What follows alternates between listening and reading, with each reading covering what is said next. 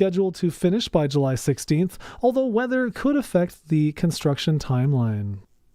People using shared e-scooters in Regina and Saskatoon will soon notice a new name and new color on city streets. Lime Technology Canada is taking over Neuron Mobility's operations, with green Lime scooters eventually replacing the orange Neuron fleet.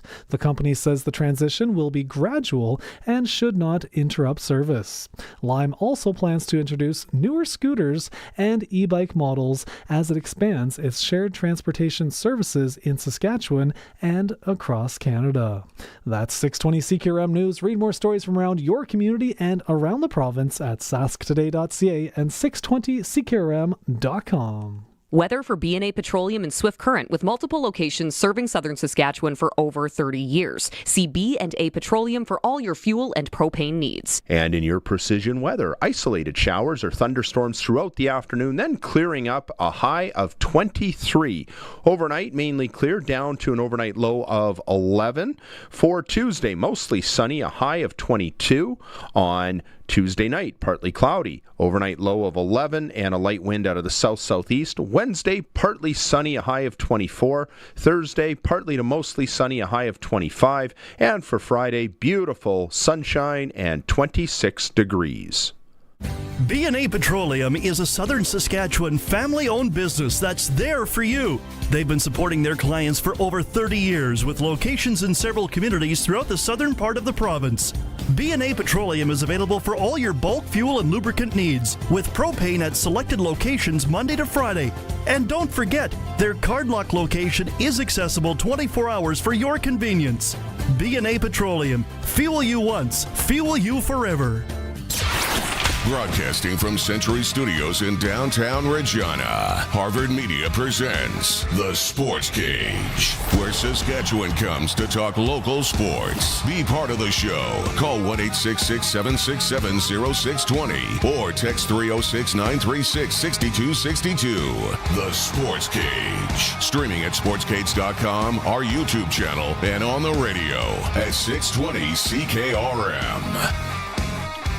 Good Monday afternoon, Saskatchewan. This is Brendan McGuire and Curtis Gammon coming at you. We got the keys to the Ferrari today. Dave and Tegan are both sick. Got a call earlier today from Tegan. Brendan, I have heat stroke. So Curtis and I are going to look after things here, hold down the fort, see if we don't drive the Ferrari into the ditch. This edition of the Sports Cage is for Kellen Solar. 35 years of experience moving water from a dugout or well without electricity. Visit kellensolar.com to find out more for your livestock operation. Coming up on this edition of the program, riders, and more riders. We're going to play some of the post-game from the victory over the Ottawa Redblacks on Friday. Also check in with rider assistant coach Andrew Harris on the Coaches Show in Hour 2. We will also check in with Double Talk and Darian Durant. Before the episode is out, we are also going to have this week's Regina Red Sox report. The great Dante DeCaria. Seems like Dante's always on whenever I come in. Will give us the latest on the Regina Red Sox. I think I want to ask him what is going on with these Energy City Cactus Rats and their ballpark. Some of the silliness up there where the team is announcing, hey, we're going to get an occupancy permit. We're going to have people in the stadium. And then the league president saying, well, to be clear, there will be people on the field and nobody in the stand. So it seems kind of goofy that the organization isn't really being upfront with people about who can go, who can't go. And it seems like a land development gone wrong where maybe some people have run out of money. Who knows? You can chime in on the discussion. Call us toll-free at 1-866-767-0620. And you can always text us as well at 306-936-6262. The Prairie Land Rentals and Sales text line since 1986. Big for big or small jobs. Stop in and deal with the owner, 600 Albert Street. Snowblowers, skid steers, power sources, moving equipment. And it's all there.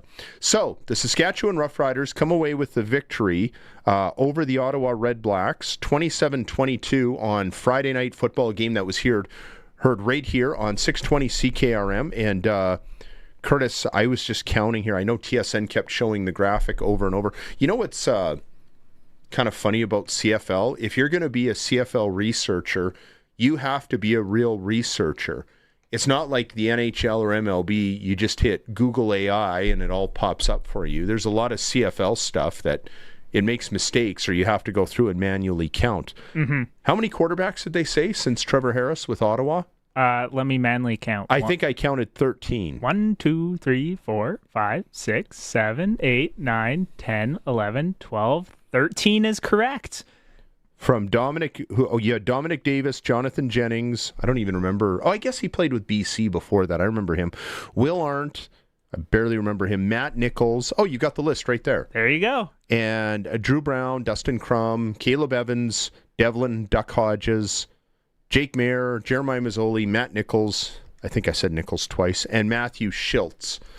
It kind of reminds me of the laundry list that the Saskatchewan Roughriders had between Ron Lancaster and Tom Burgess / Kent Austin. So I'm going to say between 1979 and 1986, there was an 8-year gap where it was a real wasteland around here for quarterbacks. Well, that's kind of what's happening with the Ottawa Red Blacks, because this is technically it's year number 7 without them because they didn't play in the 2020 season. But somebody, I think, needs to go down to the stadium, and whether it's in this week or later in the season when they're getting set to face the Red Blacks in the rematch, and point out to Mr. Trevor Harris that, hey, we all have fantasies of being irreplaceable at our jobs. We like to think that if our employer wrongs us, either treats us wrong or doesn't give us that raise that we're looking for, that this whole place will fall apart without us.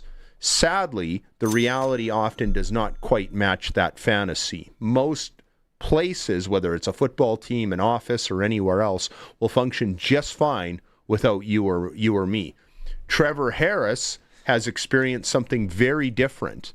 And I wonder what it is like to look over and see an ex-employer really struggling. It's kind of like if you have that ex-girlfriend or boyfriend and you see that their life goes right down the tubes after you leave.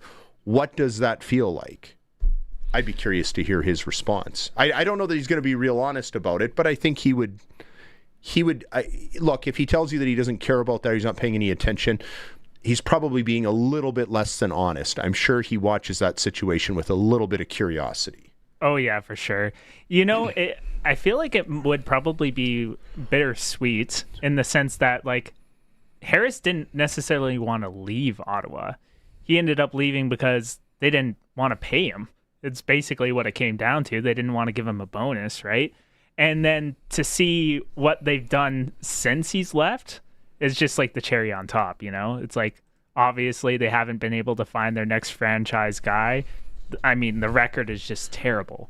27-80-1 since Trevor Harris left. Like, you got to be... I'm pretty sure that's the worst in the Canadian Football League and probably one of the worst in pro football. You know who they remind me of? I'm a little older than you, so you won't maybe appreciate this as much. Mm-hmm. I grew up I'm a child of the 90s, and Ottawa's football in the late 80s and the 90s was dreadful.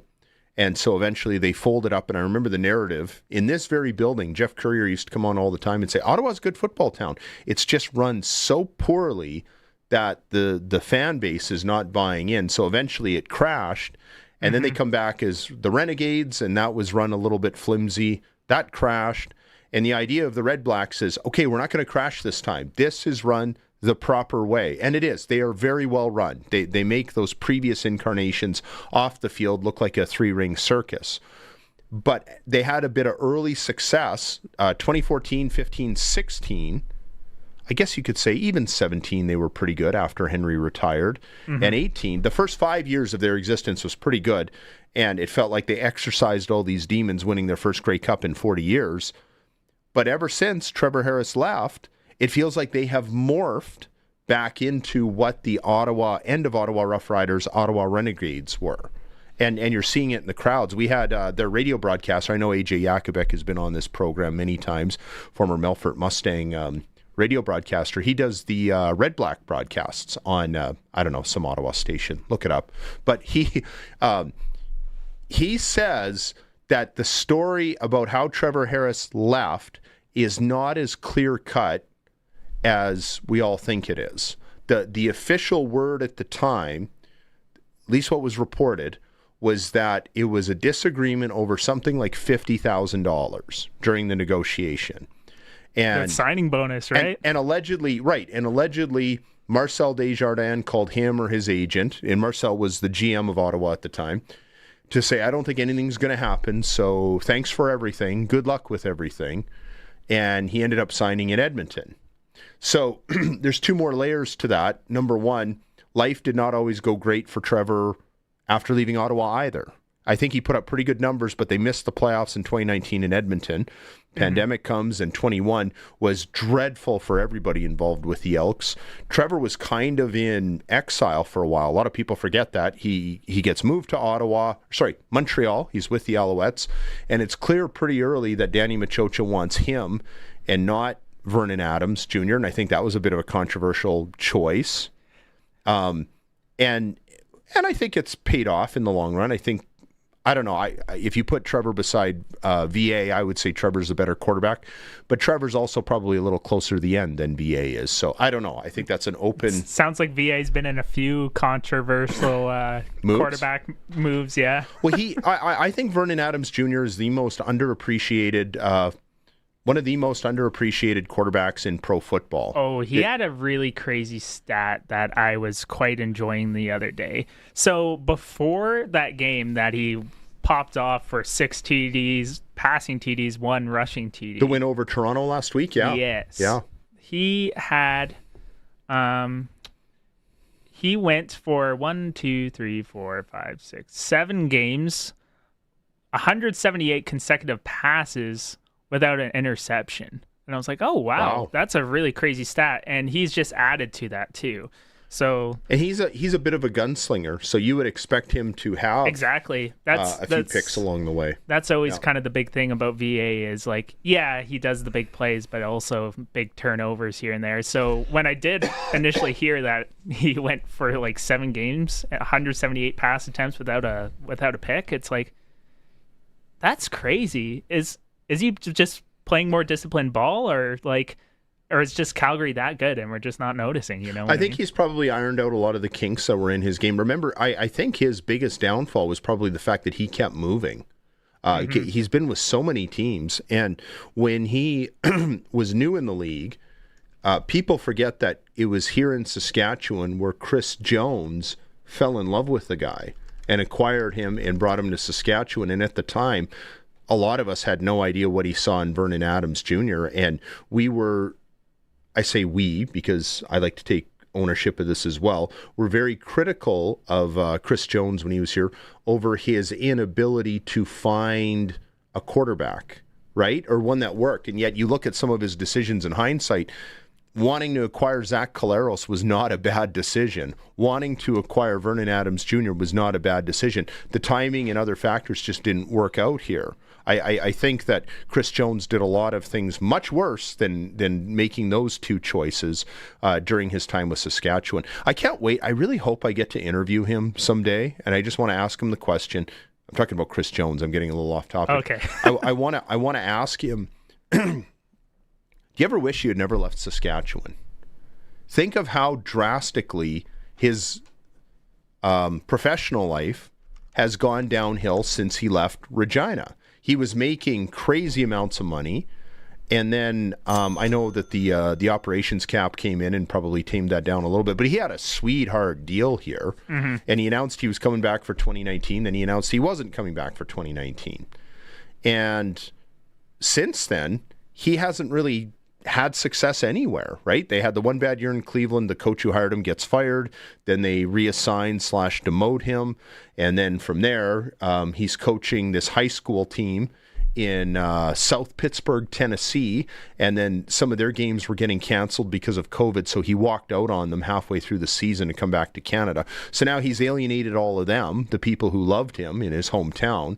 And then, you know, he gets the job in Edmonton, and now it's like he totally washed out his own legacy because he was sort of a, I don't want to say mythical, but a somewhat legendary figure in Edmonton because they had 2 great years. They won their last Grey Cup, and he almost canceled it out with those 3 bad years that he had, or better part of 3 years. They just struggled. They were dreadful to watch, and since then, it just seems like he's bouncing around and nowhere better. And I can promise you, he does not financially or as far as control or status, he does not have it better where he is today than he did when he was still here in Saskatchewan. I truly wonder, it's hard to blame somebody for wanting to go try the NFL and get their foot in the door, which he had an opportunity to do.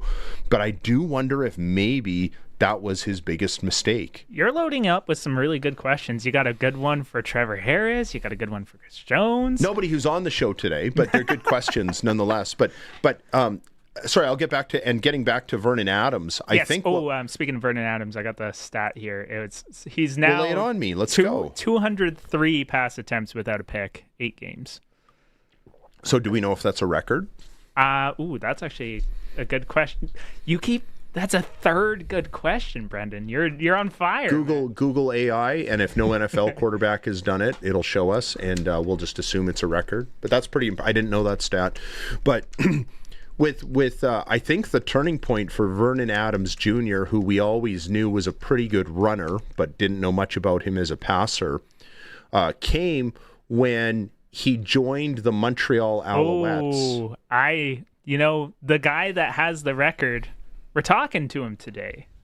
CFL record is Darian Durant with 323 pass attempts without throwing a pick. Without throwing a pick? Interesting. Well, we'll have to ask him about Vernon Adams, or if he remembers Vernon Adams coming into the league. They would have had very brief overlap. Do you know who number 2 is? On the list? Yeah. I have a feeling you're going to tell me. Ricky Ray. Ricky Ray went for 247 consecutive attempts. Okay, so VA is number 3? VA would probably be number 3 now. Okay, on the list. Interesting. But I think the turning point for Vernon Adams was when he went to Montreal and they had Johnny Manziel at the time, who was making a bit of a clown show out of the league. Or not so much out of the league, but out of Montreal for sure. And he was struggling mightily. And then when they put in VA, the team played better. So then almost overnight, Manziel leaves, and then VA comes in, and the Alouettes are better, like right away. And that's when you knew. You knew at that time that he kept his mouth shut. He just went about his business and took over the Alouettes and made them better. That's why when Danny Machocha fired Kahari Jones and replaced him with himself and eventually Jason Moss, he also replaced Vernon Adams with Trevor Harris. Mm-hmm. I didn't like the decision then, but I think it's worked out pretty good in the long run for Montreal. It was a very gutsy call by Machocha to do all that. So he decided in that moment he would rather have Trevor Harris. That's really the only time they've gone head-to-head. We might get a better look at it later this season if they hook up in the playoffs. It's not like next year where everybody gets in the playoffs and everybody plays everybody in the playoffs just about.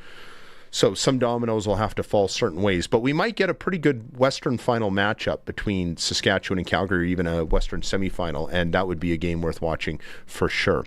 We should probably take a break. Don't forget to call us at 1-866-767-0620 or on the Prairie Land Rentals and Sales text line at 306-936-6262. We're going to hear more from the Saskatchewan Roughriders when we come back. You're listening to the Sportscage on 620 CKRM and watching at sportscage.com. To celebrate CKRM's 100th anniversary, we're honoring the icons who helped shape this station into what it is today. Our next 620 CKRM icon inductee, James Allen. Here's a James Allen behind the mic moment with James' daughter, Bobby Allen. Manford and him had a couple of decade-long friendship. Manford was a staple at our house. Every weekend, Manford was over. He had a car, or my dad had a car he was working on, or they would work on a car, somebody from the radio station. They loved to tinker. And my dad also, during the time that he was at CK, had gone to SciAst and taken a motor vehicle repair diploma course. Him and Manny would get together and he would teach Manny rebuild engines, and they had a real love of the media and cars. They would talk current events for hours. So it was a great relationship. His kids were always over, and I babysat Manford's kids as well. I remember my dad teaching Manford's son how to ride a bike. We were very close. To hear the full extended interview, visit our 100th year page at 620ckrm.com or sastoday.ca. It's time to look ahead and plan on getting financially fit. If you're looking to open an RRSP or a TFSA, maximize an existing account, or update your investment mix, Cooperators can provide the personalized advice and service you need. Ready to start off your financial journey on the right foot? Contact your local advisor to build a plan that works for you. Cooperators, investing in your future together. Play of the game? Touchdown! More like the game to play. The new Saskatchewan Roughriders Scratch and Win ticket. It's your chance to win 10 years of Rider season tickets, a premium suite for the home opener and the Labor Day Classic, and tons of Rider swag. Plus, 2 chances to win $75,000. Tickets available at your favorite lottery retailers. Proudly brought to you by Sask Lotteries, supporting sport, culture, and recreation across the province. Please play responsibly. Hey, Regina. Ready? The monsters are coming. Monsters and Mayhem crashes into Kings Park Speedway July 17th, 18th, and 19th. Finally, Regina. An outdoor, no-holds-barred crushing showdown. Featuring high-flying, car-crushing monster trucks, wild mini monsters, and gravity-defying freestyle motocross. Tickets on sale now. Get yours fast at outlawsofmotorsports.ca. That's outlawsofmotorsports.ca. This is Sportscage. Be part of the show. Call 936-6262 or toll free 1-866-767-0620. 620 CKRM. Sportscage carrying on this Monday for Kelm Solar, Brendan McGuire and Curtis Gammon. Still ahead on this edition of the show. We will check in with Saskatchewan Roughrider assistant coach Andrew Harris. I want to ask him a little bit about junior football. He used to rule the roost with the Vancouver Island Raiders, and a story out of Prince George, see if he has any thoughts on that. And also, I want to talk to him about AJ Ouellette and the difference in how the Roughrider offense functions when he's in the lineup and when he's not. We had a crazy stat that was up. Sorry, I'm just quickly looking it up. When when he's in the lineup as opposed to when he's not in the lineup. So now with the victory over Ottawa, their record without AJ Ouellette, this includes playoffs and Grey Cup, and this goes back to his first year with the team, is 4-7-1. Sorry. Yeah, 4-7-1 when he's not in the lineup. When he's in the lineup, they're 23-8. Now that's partly because a lot of those games where he was out, they were without Trevor Harris as well. But it's still a staggering statistic nonetheless. And in the loss to Toronto, the guy who I do the TV show with on Tuesday nights, Access Now Sports, with Marshall Hamilton. He's pointed out he thought that Harris, even though they didn't give up any more sacks, was not an abnormal day as far as surrendering sacks. They only gave up the 2. He got pressured a lot, and he got hit a lot. So that made a big difference. And if you just look at the box score, you would say Quali Conley had a good day running the football, and he did. Stats-wise, he scored the touchdown. I'm talking about the Toronto game. But having a new guy in there, you probably don't have the same level of blocking. In fact, you don't have the same level of blocking as you would with an AJ Ouellette. And I suspect that AJ is probably one of the top 5 blocking running backs in the Canadian Football League. It's what he does away from the box score and away from the play that makes him who he is and why he's such a difference maker for that offense. And so often we just rely on the stats. That's something the stats will not tell you. Oh, yeah, for sure. Even like that, the final touchdown in that BC game, you could see like the crazy block that AJ Ouellette made, and he was like flipping the rusher, just like woof, head over heels, completely 90-degree inverted.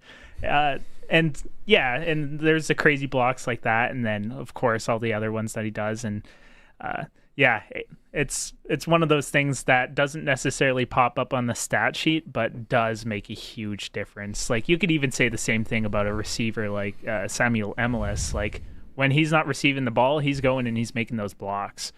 So guys like that, mauling guys downfield, right? Exactly.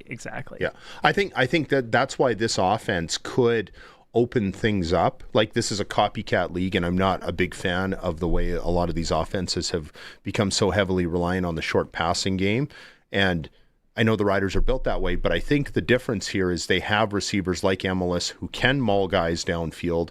So if they're getting 7-8 yards a pop when they do those short passes, the defense is going to have to stop sitting back so much, and that's when those deep shots open up, and hopefully other teams copy them as well. Okay, Nick Wiebe had a really good game in Ottawa and was our defensive game star, and Luke Mullender had a chance to catch up with him. Yeah, Nick. Yeah. We talked about some of the performances from some of the younger guys here as the weeks go on. You've been climbing, man. It was, again, today, massive fumble caused. Talk about what went into the play. What did you see, and how'd you manage to capitalize? I was actually the scraper on the play, so we sent our guy, the usual scraper, hot, so that means I got to be behind everybody else. And I just saw it. I mean, it felt like there was 25 yards to the boundary on it, so felt like I had to come crash down on it, and Aubrey did a great job of spilling it right to me. So 1 of 12 effort, honestly. I mean, they cut the field off. It was a middle field return all the way, and our field guys won right now, and all the guys in the interior won. So it just left it up to me to make a play, and I was fortunate to do so. When you have a returner and a special teams coordinator like Jeff Reinbold behind that returner, what went into scheming this week? What are some things that you knew you had to do when you got a guy like Khalil Pimpleton out there? We knew we had to be ready for anything with Coach Reinbold. He has a long history of throwing some crazy looks at you and stuff you've never seen before. So we knew we had to be on point on the punt team, and generally all the special teams had to be on point today, especially with Pimpleton back there. I mean, he housed one on us last year that got called back on a holding, and so we knew what we were in for today, and we were fortunate enough to contain him. But yeah, it was a group effort. Talk about your role, man. You're developing into the leader that the team can really leverage. Yeah, I mean, I love those guys in that room, right? It's not hard to lead those guys. You could talk to any of the captains on the team.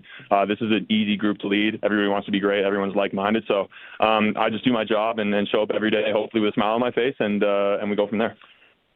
A lot of people in Rider Nation want to know, Nick Wiebe, is how much of a percentage of your game check do you spend on tattoos weekly? Yeah, it was a heavy hit early in my career for sure. It was a good amount, but I had to pass with Mom first. That was the biggest hump. Wasn't the financial one. It was passing it with Mom first, and I had to make sure she was good with it. So basically, you treated yourself early on in your career. Indeed. But now, so now it's kind of smoothing out. Exactly. Now I'm back in Mom's good books. I'm back in my accountant's good books. We're all in a good spot now. There we go, man. Did you go to economics at the U of S? I did. I was a finance major, so I'm pretty good with numbers here and there. But yeah, obviously we were in the red for a little bit off the tattoo. So the tats are budgeted then. You're good. Exactly. No, they were right. They were filled into the leisure budget, so we were good. Hey, man, keep playing well, keep staying healthy, man, and it's been great to see you perform. Thanks for joining us. I appreciate you, Lou. Thank you, brother.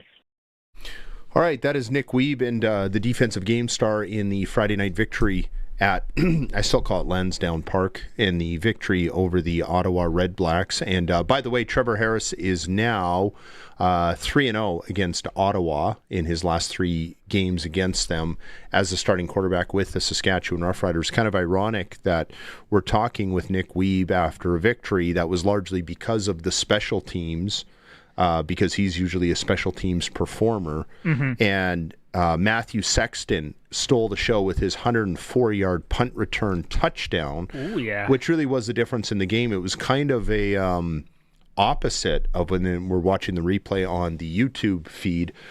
And it was kind of a opposite of what happened against Toronto, where giving up a kick return was the difference. And in this victory, the kick return was the difference to get the win. No game is ever that simple, but that's, if you're just looking at it from a scoring perspective, it sure looks that way. Talking about that kick return, we actually got a text here from Kyle from Condry. Love seeing the Riders win on Friday. That punt return was amazing, and all I want to know was, what was the Ottawa punter thinking when he went to make that tackle? I can't figure it out. Oh, did he whiff on the tackle? I didn't even notice that. Here, it's gonna pop up right here on the stream, right? I thought Sexton might have stepped out of bounds. Oh, that was a terrible. You know what? Most coaches don't want their kickers doing that. Most coaches say it's not worth the risk of injury, because the problem is if your punter's out, you don't always have anybody on the roster who can fill in for the rest of the game. So they don't really want you doing that anyways. But yeah, that looked pretty lame. I remember when Paul McCallum used to wave at guys going by him, and it made for some nice blooper material, as if he was trying to tackle him. But John Ryan used to go downfield and tackle guys, and he got injured a few times. I think in an NFL game, I think he broke a rib or he had a bad rib injury. And coaches don't want that either. At that point, like if your coach is telling you don't make the tackle, then just get out of the way. Although you still want to run up and at least maybe push him out of bounds. Or scare them out of bounds. Make it look. I think that's what the like you're going to make this. Yeah, like I'm going to attack you. I'm going to attack you. Okay, maybe not. So yeah, he called his bluff. Sexton called his bluff by running inside, is what you're saying. Yeah. So Kyle, that's exactly what he was thinking. He was coming up and he said, "I'm going to make this tackle." Yeah, and then went for the push and kind of whiffed on it. So that play got a lot of attention. I think the play that got the most attention was the 3rd and 1. Where Ottawa was driving, and we were just past the 3-minute warning, and they had it 3rd and 1 at the Rider 15-yard line, and they're only down by 5 points. And I don't think anybody's questioning the fact that Dinwiddie went for it, but it amazes me how much of an adventure 3rd and 1 has become in the Canadian Football League. Because remember, you have to give him a full yard off the ball. It's not like down south where you can be right up in his face on the line of scrimmage. So there was once upon a time where getting that yard was routine. And then that changed. And I suspect a big reason it changed is defenses got better as far as figuring out how to defend that play. Some of the old offensive line coaches blame it on the fact they don't practice in pads as much as they used to, right, for safety reasons. So the offensive line, they're not practicing that push as much. And that's a big reason why the Saskatchewan Roughriders have a third down specialist, a short yardage guy in Tommy Stevens. In my day, I love to reminisce about the good old days. As a young fan, you never had a guy who that was his job, because everybody could do it. The starting quarterback would do it. Damon Allen would do it. Doug Flutie would do it. They would just put their head into the pile. They would get that extra yard. Now, because that yard is not automatic, that's what has necessitated a Tommy Stevens. Tommy Stevens wouldn't have existed in the Canadian Football League 20 years ago or 25 years ago because every quarterback could do it. It was a routine first down. The fact that it is no longer a routine first down is why he exists. So now teams have to make the choice. That's why we have 3 quarterbacks on every roster. We got 4 on the Rough Rider roster 4 right now. But like you look at the NFL has money to burn, and yet they don't have money to have a third quarterback on the roster. That just blows my mind, and it always has. Some teams can, but usually they don't, because it's just a regular roster spot. And most teams feel like there's a better spot elsewhere. I think it's important that you have a third guy, because if number 1 gets injured, you don't want number 2 saying, well, I can't run the football because I can't get injured. He has to be able to play with all of the tools in his holster, knowing that there is a third guy backing him up as well. So the Riders use that third spot for Tommy Stevens, and teams used to use Dakota Prukop. You might remember him with Winnipeg. Did he play with Edmonton? I'm trying to remember. But he was a short yardage guy. Teams have to choose, are we going to use that guy, or are we going to go for a project, like a long-term guy, somebody who could be great in the long run? I think you'd rather do that. Like Winnipeg is going that route because you've got Zach as the number 1, you've got Drew Brown as the number 2, and Taylor Elgersma is a long-term project who's going to be much better than just a short yardage quarterback if all goes well with him in his development. So Ottawa has a short, my understanding is Bryson Barnes practices it, but they just didn't execute. And Ryan Dinwiddie coached teams are famous for being terrible at short yardage. Through all his time coaching the Argonauts, he was with Toronto for 5 seasons.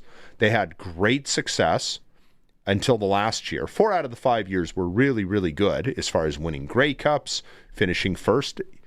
They finished first or won the Grey Cup in his first 4 years there. It was the last year when they didn't have Chad Kelly where they really struggled, but they also had really good production out of Nick Arbuckle. Like, he got more out of Nick Arbuckle than any other coach. Any coach would have imagined. Like, he looked like a starting caliber quarterback for that season, largely because of Ryan Dinwiddie. But there's a couple of quirks with him. Number one, he does not manage the clock well.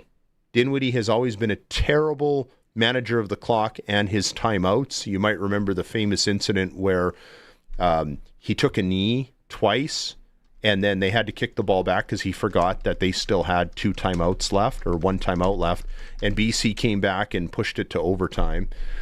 So that was a little bit embarrassing. It's almost like he can do the really hard things as a coach really well, but struggles with some of the simple stuff like clock management and third down short yardage. Now, usually where they struggle is because most teams just run a quarterback sneak and go get the first down.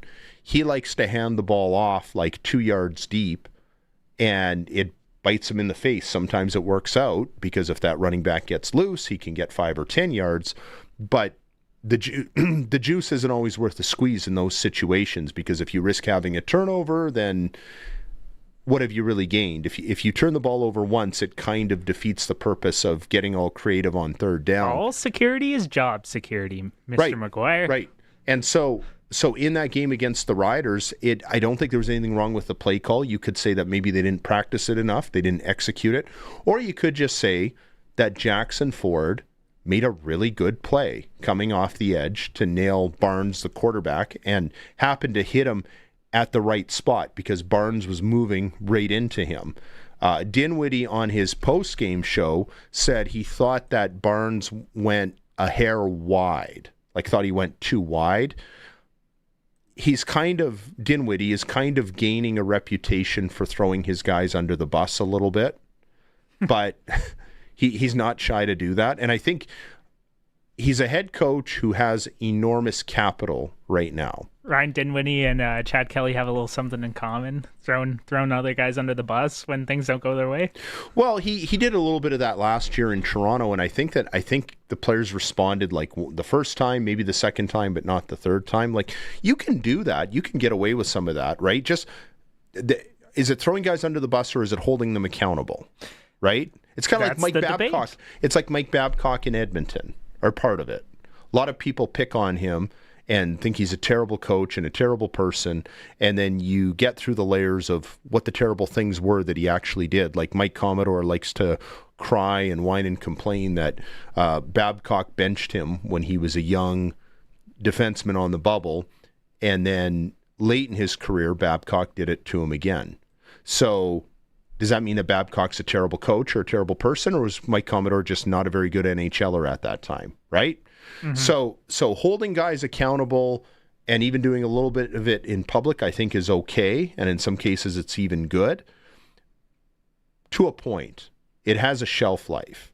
So the fact that Dinwiddie has gone to that well a little bit already, week 4 into his tenure with Ottawa, makes you wonder how this is going to go. I'm not saying that he has a short leash as a head coach. He doesn't. He has lots of rope to work with here. But when you do things your way, as they have with Ottawa, right? Drew Brown was supposed to be the franchise guy. Drew Brown took them to the playoffs 2 years ago. They were looking pretty good and putting up big numbers. So to decide that he's the backup for with apologies to Jake Maier, he's a quarterback that other teams don't want, right? The Calgary Stampeders didn't want him as their starter. Saskatchewan didn't want him as their starter. Other teams viewed Jake Maier as a backup. So you're saying somebody who, he's still young enough he could get it all together, but I'm saying other teams think he's a career backup, and you're demoting this guy who has probably had more of a successful season. You could argue that Drew Brown has shown more than Jake Maier has as a starter. That's debatable. So to demote him, and then when he has the audacity to complain about it, kick him out for McLeod Bethel Thompson, who's almost 40, you can do that. But if you're going to talk loud, Jack, you better produce. Yeah, the thing is, like, Jake Maier kind of being the bona fide starter there over Drew Brown, I think it's a little bit more telling about Drew Brown than it is about Jake Maier. Because Jake Maier comes in, you get like a couple weeks in practice, and next thing you know, you're like, all right, you get the keys to the car. This is your team now. Drew, you're going to have to take a seat. Like, I don't think that's because Jake Maier is just that good that you're just forced to give him the keys to the car. It's more that there's probably some underlying problems with Drew Brown more. And it's like, okay, well, Jake Maier's the guy because we don't want Drew to be the guy. Are there underlying problems? Maybe is it a problem with Dinwiddie? Right? Like, who's at fault? I don't know. Because part of the job as a head coach is to make it work. Right? Here are the groceries. Now you go cook the dinner. So if Dinwiddie doesn't like the groceries, he's got to find other groceries that work better. And I don't know that Jake Maier and McLeod Bethel Thompson is going to excite anybody. And Ryan Dinwiddie's defense, obviously, this is his first year as head coach and GM. I imagine he's going to get some different pieces next year. So I'm more curious to see what Ottawa will look like next year. I think this year you're just kind of working with what you have. You're kind of coming into the situation. Certain guys that maybe wouldn't be your first choice to be on the roster, but they're under contract. You just kind of have to work with it.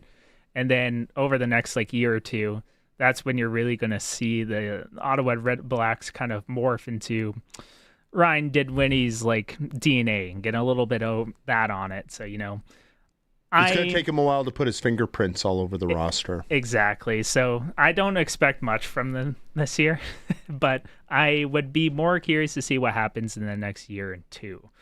But it's kind of like with Bill Belichick taking over at North Carolina. There was all this hype, and people in the know who actually follow that conference and actually understand how it all works said, this could work really, really well, but for the first year, they're not going to be very good. You should have low expectations for them in their first year. Mm-hmm. And that's pretty much how it panned out. They weren't very good in the first year. It's going to be year 2 and year 3. That'll be the telltale for how that goes. I think in Ottawa, the concern is that apathy has largely fallen in. Like, if you watch that game on TV, the amount of empty seats, my goodness. And a lot of those tickets were probably paid for. But even if they are, what does that say about your product if people are paying for your tickets but not showing up? So I think that's the concern in Ottawa, that a lot of people feel like the team has to start winning right away. I don't think the franchise is in any doubt or in any issue. I don't think that the league's survival depends on Ottawa being good. But I could understand how the fan base has just grown really impatient, and that's going to happen when you have a team that has struggled for as long as they have. They've had one playoff game since Trevor Harris left after the 2018 season. That's almost 8 years ago. You can chime in on the discussion, calling us at 1-866-767-0620, or on the text line at 306-936-6262. Prairie Land Rentals and Sales since 1986 for big or small jobs. Stop in and deal with the owner, 600 Albert Street. Snowblowers, skid steers, power sources, moving equipment, all with Prairie Land Rentals and Sales. More of Hour 1, including hearing from the Saskatchewan Roughriders when we come back. You're listening to the Sports Cage on the Voice of Saskatchewan, 620 CKRM, and watching at sportscage.com. The Roughriders season is here, and the biggest 50-50 in Saskatchewan is back. Last year's 50-50 raised over $3.3 million for amateur football in Saskatchewan, and we couldn't do it without you. Thank you, Rider Nation. This year, we have bigger loyalty and early bird prizes than ever before, not to mention those life-changing 50-50 jackpots. See all of the prizes and buy your tickets today at riders5050.ca, and never miss a chance to win when you sign up for the 50-50 Club. Riders 50-50 is presented by ISC. Lottery license LR260010. Back to our regular spot, Pump Jacks Cathedral. I thought Pump Jacks was a kind of boot polish till last month. What are you getting? Kerwin's crispy ribs and a cold pint of local craft. Crispy, meaty, beautiful. You had me at meaty. Plus, we got live music on the weekends, big screens. This place is basically my second marriage. And way cheaper than the first. On the corner of Albert and 13th, Pump Jacks Cathedral Saloon and Steakhouse. Come early, stay late. The place where friends meet. Text CKRM 306-936-6262. Powered by Prairie Land Rentals. From power tools to skid steers, they probably have what you need for your job. 600 Albert Street, where you deal with the owner. Welcome back to Sports Cage. Missed any part of the show? Check out the podcast powered by Freeze Tolman at 620ckrm.com and sportscage.com. Brendan McGuire and Curtis Gammon in hour one of this Monday Sports Cage for Kellen Solar. Still ahead on this edition of the program, we will go to Darian Durant. We will also hear from Rough Rider assistant coach Andrew Harris about the big victory. I'll be curious to hear his thoughts on how Quali Conley has done in the 2 games, taking over from one Mr. AJ Ouellette. You can call us at 1-866-767-0620 or on the Prairie Land Rentals and Sales text line, 306-936-6262. You can also comment on X, Twitter, whatever they call that garbage dump now, at Sportscage is... Wow. Choice words. Okay, Matthew Sexton had the punt return touchdown, and apparently our very own Wes Cates called it. Yeah, so on our pregame show, we had what we call Cates' Corner, one of my favorite segments. Glenn Suter keeps saying that he wants to get on Cates' Corner one of these days. We'll try our best, Suits. If you're listening, we'll figure something out. But we're kind of talking about guys that are getting back at your ex. So it's like a lot of ex Rough Riders are on the Ottawa roster, and then also the inverse. Matthew Sexton was cut by the Red Blacks. I didn't know that. So, yes, he was one of those guys that had a chip on his shoulder. So this is Wes Cates kind of talking about getting back at the ex. The other things I really wanted to talk about was, getting a chance to get back at your ex. Mm-hmm. I remember my first game against the Calgary Stampeders after I got traded to the Riders and it kind of went back to the 2006 season when I didn't sign a 3-year contract that they wanted me to sign because I thought I wanted more money. Now, I got to Saskatchewan because of a trade at the beginning of 2007 because the Stampeders had a bunch of backs, Anyway, long story short, I balled against Calgary the first time I got a chance. I was so up for that game, Tigger. You do not understand. They had this linebacker that, for whatever reason, ended up having to cover me a lot that game. He was like some safety that they moved the linebacker from USC, but I gave this dude the business. I scored a couple touchdowns. Then one time we were running down on punt, and a matter of fact, we were running down on punt, and he wasn't even my man, and he was going to run down to get in position to get a block, but he got too close to me while he was running, and I just dumped him, tossed him on his back while we're running down on punts. So I just had it out for anybody that got within my vicinity. I even threw the ball at the Calgary Stampeders sideline after I scored. I'm surprised I didn't get a penalty for that. But we're looking at today. Enough about myself. So there's some Ottawa Red Black players that obviously were great players that were with the Riders last year. You talk about A.J. Allen. You talk about C.J. Rivas, both starting at the outside linebackers. Baldonado, DN. Now, I don't know how all this stuff panned out with those guys. Brett Lowther, the kicker. Jake Mayer. Jake Mayer. Yeah, that's a few years back. Hopefully he's not still that butthurt over, but he should be more butthurt over the way he's playing right now than not being with the Riders anymore. But I digress on beating up on Jake Mayer. He is one of the guys that might maybe have a little fodder to get back at the Riders, but usually it kind of dies down after, your first chance to get back at them.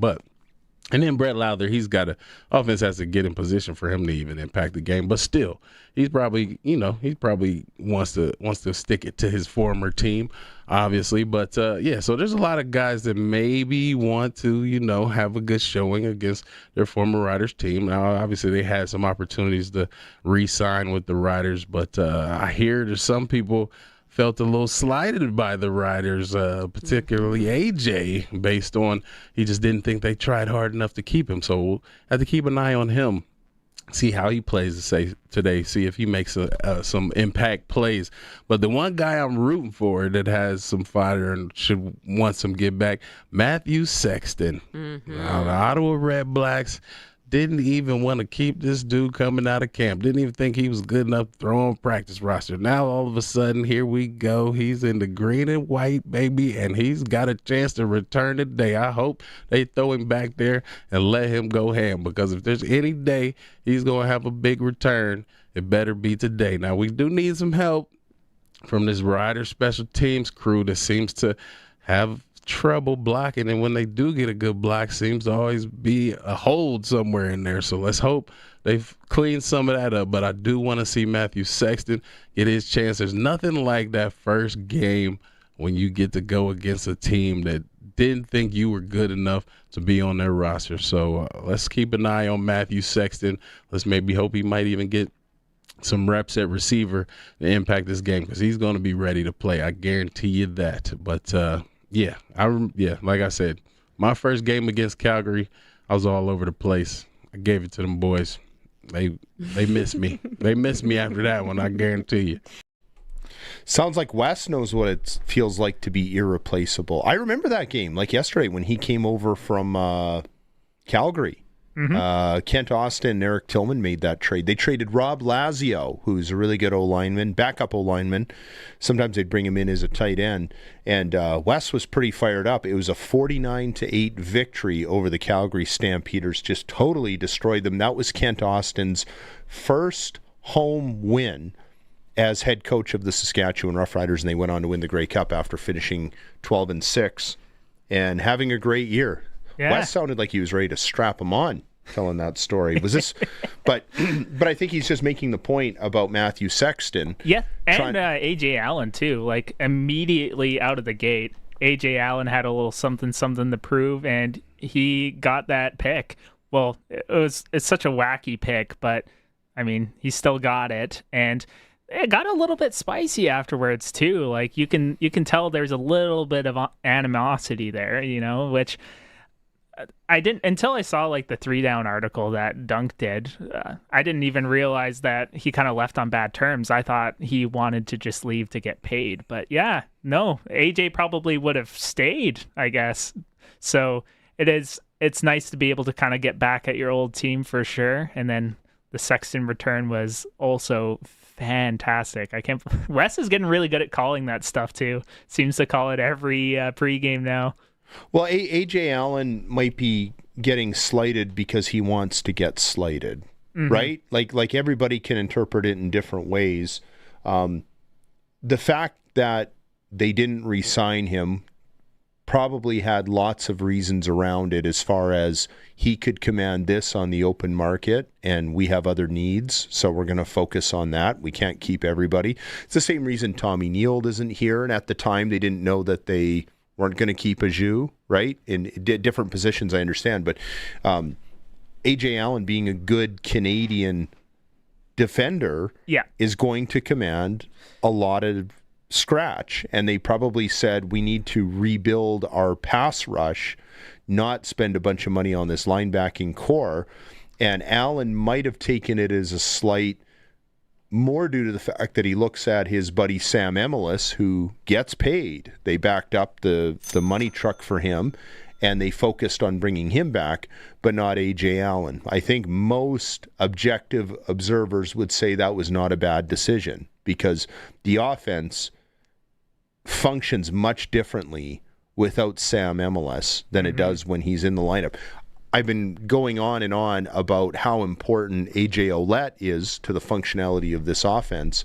I don't know that he's more important than Sam Emilus, right? Yeah, so, the quote that kind of sticks out from the article is, I didn't leave to be the highest paid. I left because I felt like I was no longer wanted, which I feel like that just sounds like a communication thing more than anything. A communication thing, and maybe they thought he was overrated and didn't want to come out and say it. Well, we'll never know, right? Because maybe we will, maybe we won't, but a lot of that stuff never comes out. But one thing that surprises me a little bit is when a player is from far away, and I'm talking like down east. A.J. Allen's from Ontario. Sam Emilus is from Montreal. We assume that they would rather go and play in their hometown. And often that's not the case. They love playing here. Are you kidding me? You play in this stadium? What's his face? The Premier, Mo. He's always bragging that we have some of the lowest taxes in Canada, right? And for some of these guys, it's kind of a nice life to go home to wherever it is in the off season, Toronto or Montreal, for 6 months of the year, and then come to Regina because that's when the weather here is nice, and it gives them a break from being at home. It's like they get to go live in this other universe. So that's what grabs my attention. What's that? A workcation. I guess so. But that tells me that players love being here in the summer. Maybe it's because of the stadium. Maybe it's because the team is so good. Maybe it's because Regina is not such a bad place to live after all. That's what it's telling me. For even some of the American guys, I always hear them kind of describe it kind of like a college football atmosphere that Mosaic kind of brings, and the crowd and Rider Nation. And it's fun crew to play for, honestly. So shout out to all the fans. Or if the player's from Texas, he might think it's a really raucous, is that the word? Exciting high school type of crowd, because they have some big high school stadiums down in Texas.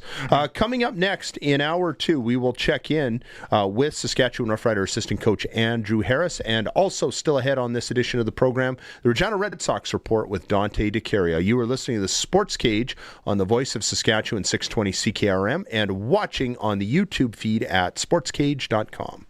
The auction calendar is stacked at Ritchie Brothers, and an exciting Regina auction is happening September 25th. Visit the Ritchie Brothers website or Regina location to view a wide variety of used heavy equipment from top brand manufacturers. You won't want to miss this great opportunity. Head to rbauction.com/Regina to sign up and be ready for the auction. Again, that's rbauction.com/Regina. If you've got a Steelcraft garage door, you've got a door with parts manufactured and assembled right here in Canada. A door with better insulation and seal, plus a warranty you're probably never going to use. And if you don't have a Steelcraft garage door, you should get one. Don't just hang a door, install a Steelcraft. Turn curb appeal into curb envy. Steelcraft door, Steelcraft door, Steelcraft door. We offer more. Steel-craft.ca. It's time for the Sports Ticker, brought to you by Reliance Heath Water Heater Rentals. Rent a water heater and water softener starting at about $1.20 a day and get $400 when you switch to Reliance Heath.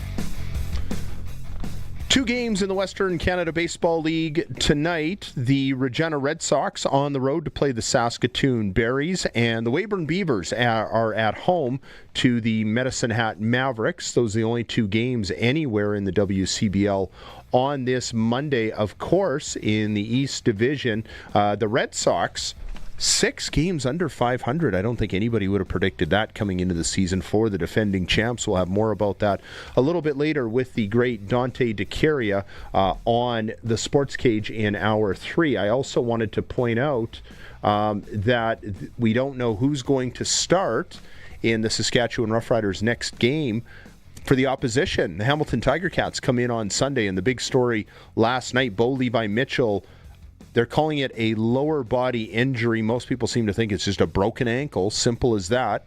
And either way, doesn't look like he's going to be playing anytime soon. Very likely it will be Trey Ford coming in and starting at quarterback for the Ticats. Remember, Trey Ford has given the Rider defense fits before with all of his running. So definitely a big downgrade and kicking the you-know-what for the Hamilton Ticats.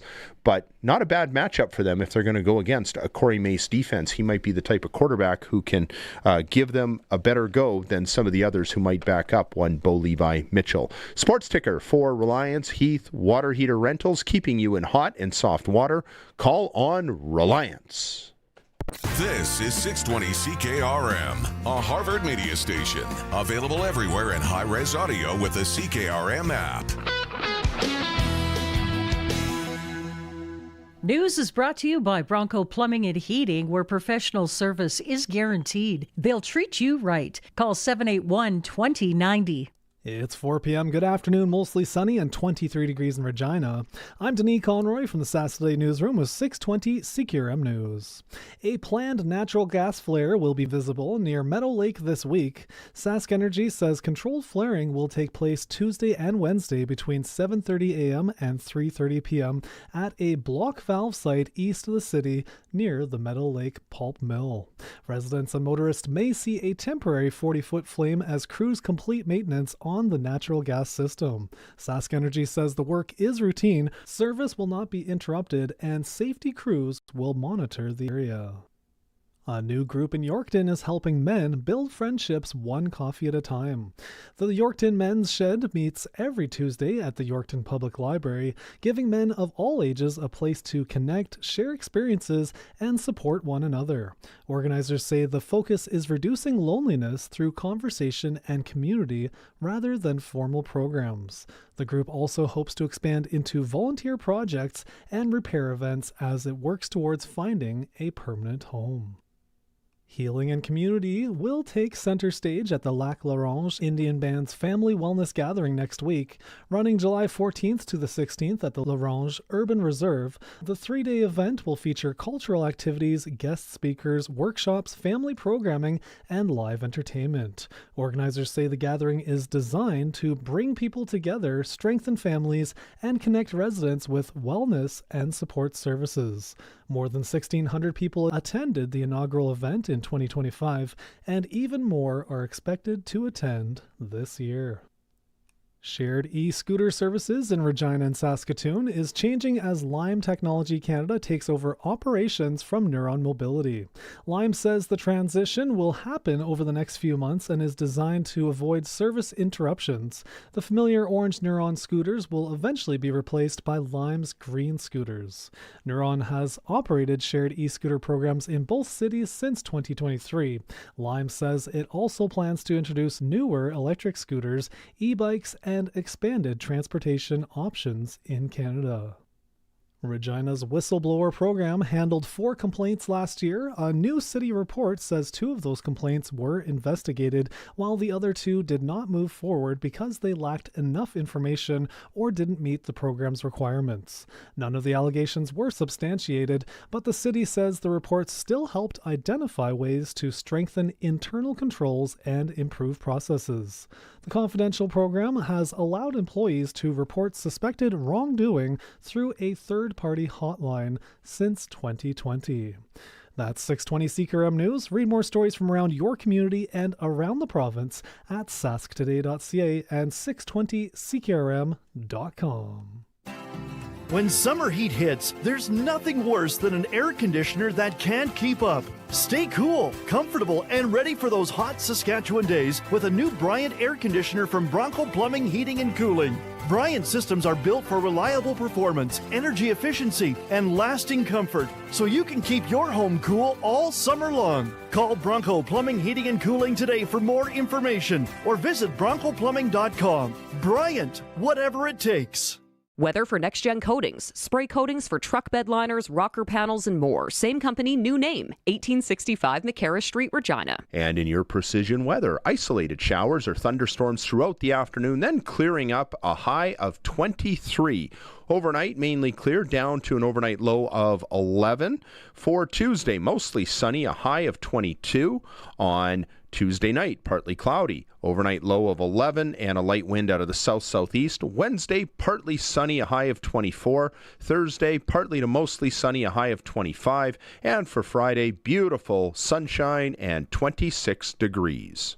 For over 40 years, you've known them as Regina's trusted vehicle protection specialists. Now they're introducing the next gen of coatings. New name, new level of protection. They're now Next Gen Coatings. 3 generations of their family have served your family, and that hasn't changed. Same owners, same commitment, ready for the next gen of truck beds, rocker panels, trailers, bumpers, and running boards. The company hasn't changed, just the name. Next Gen Coatings, 1865 McCarra Street. The next gen starts now.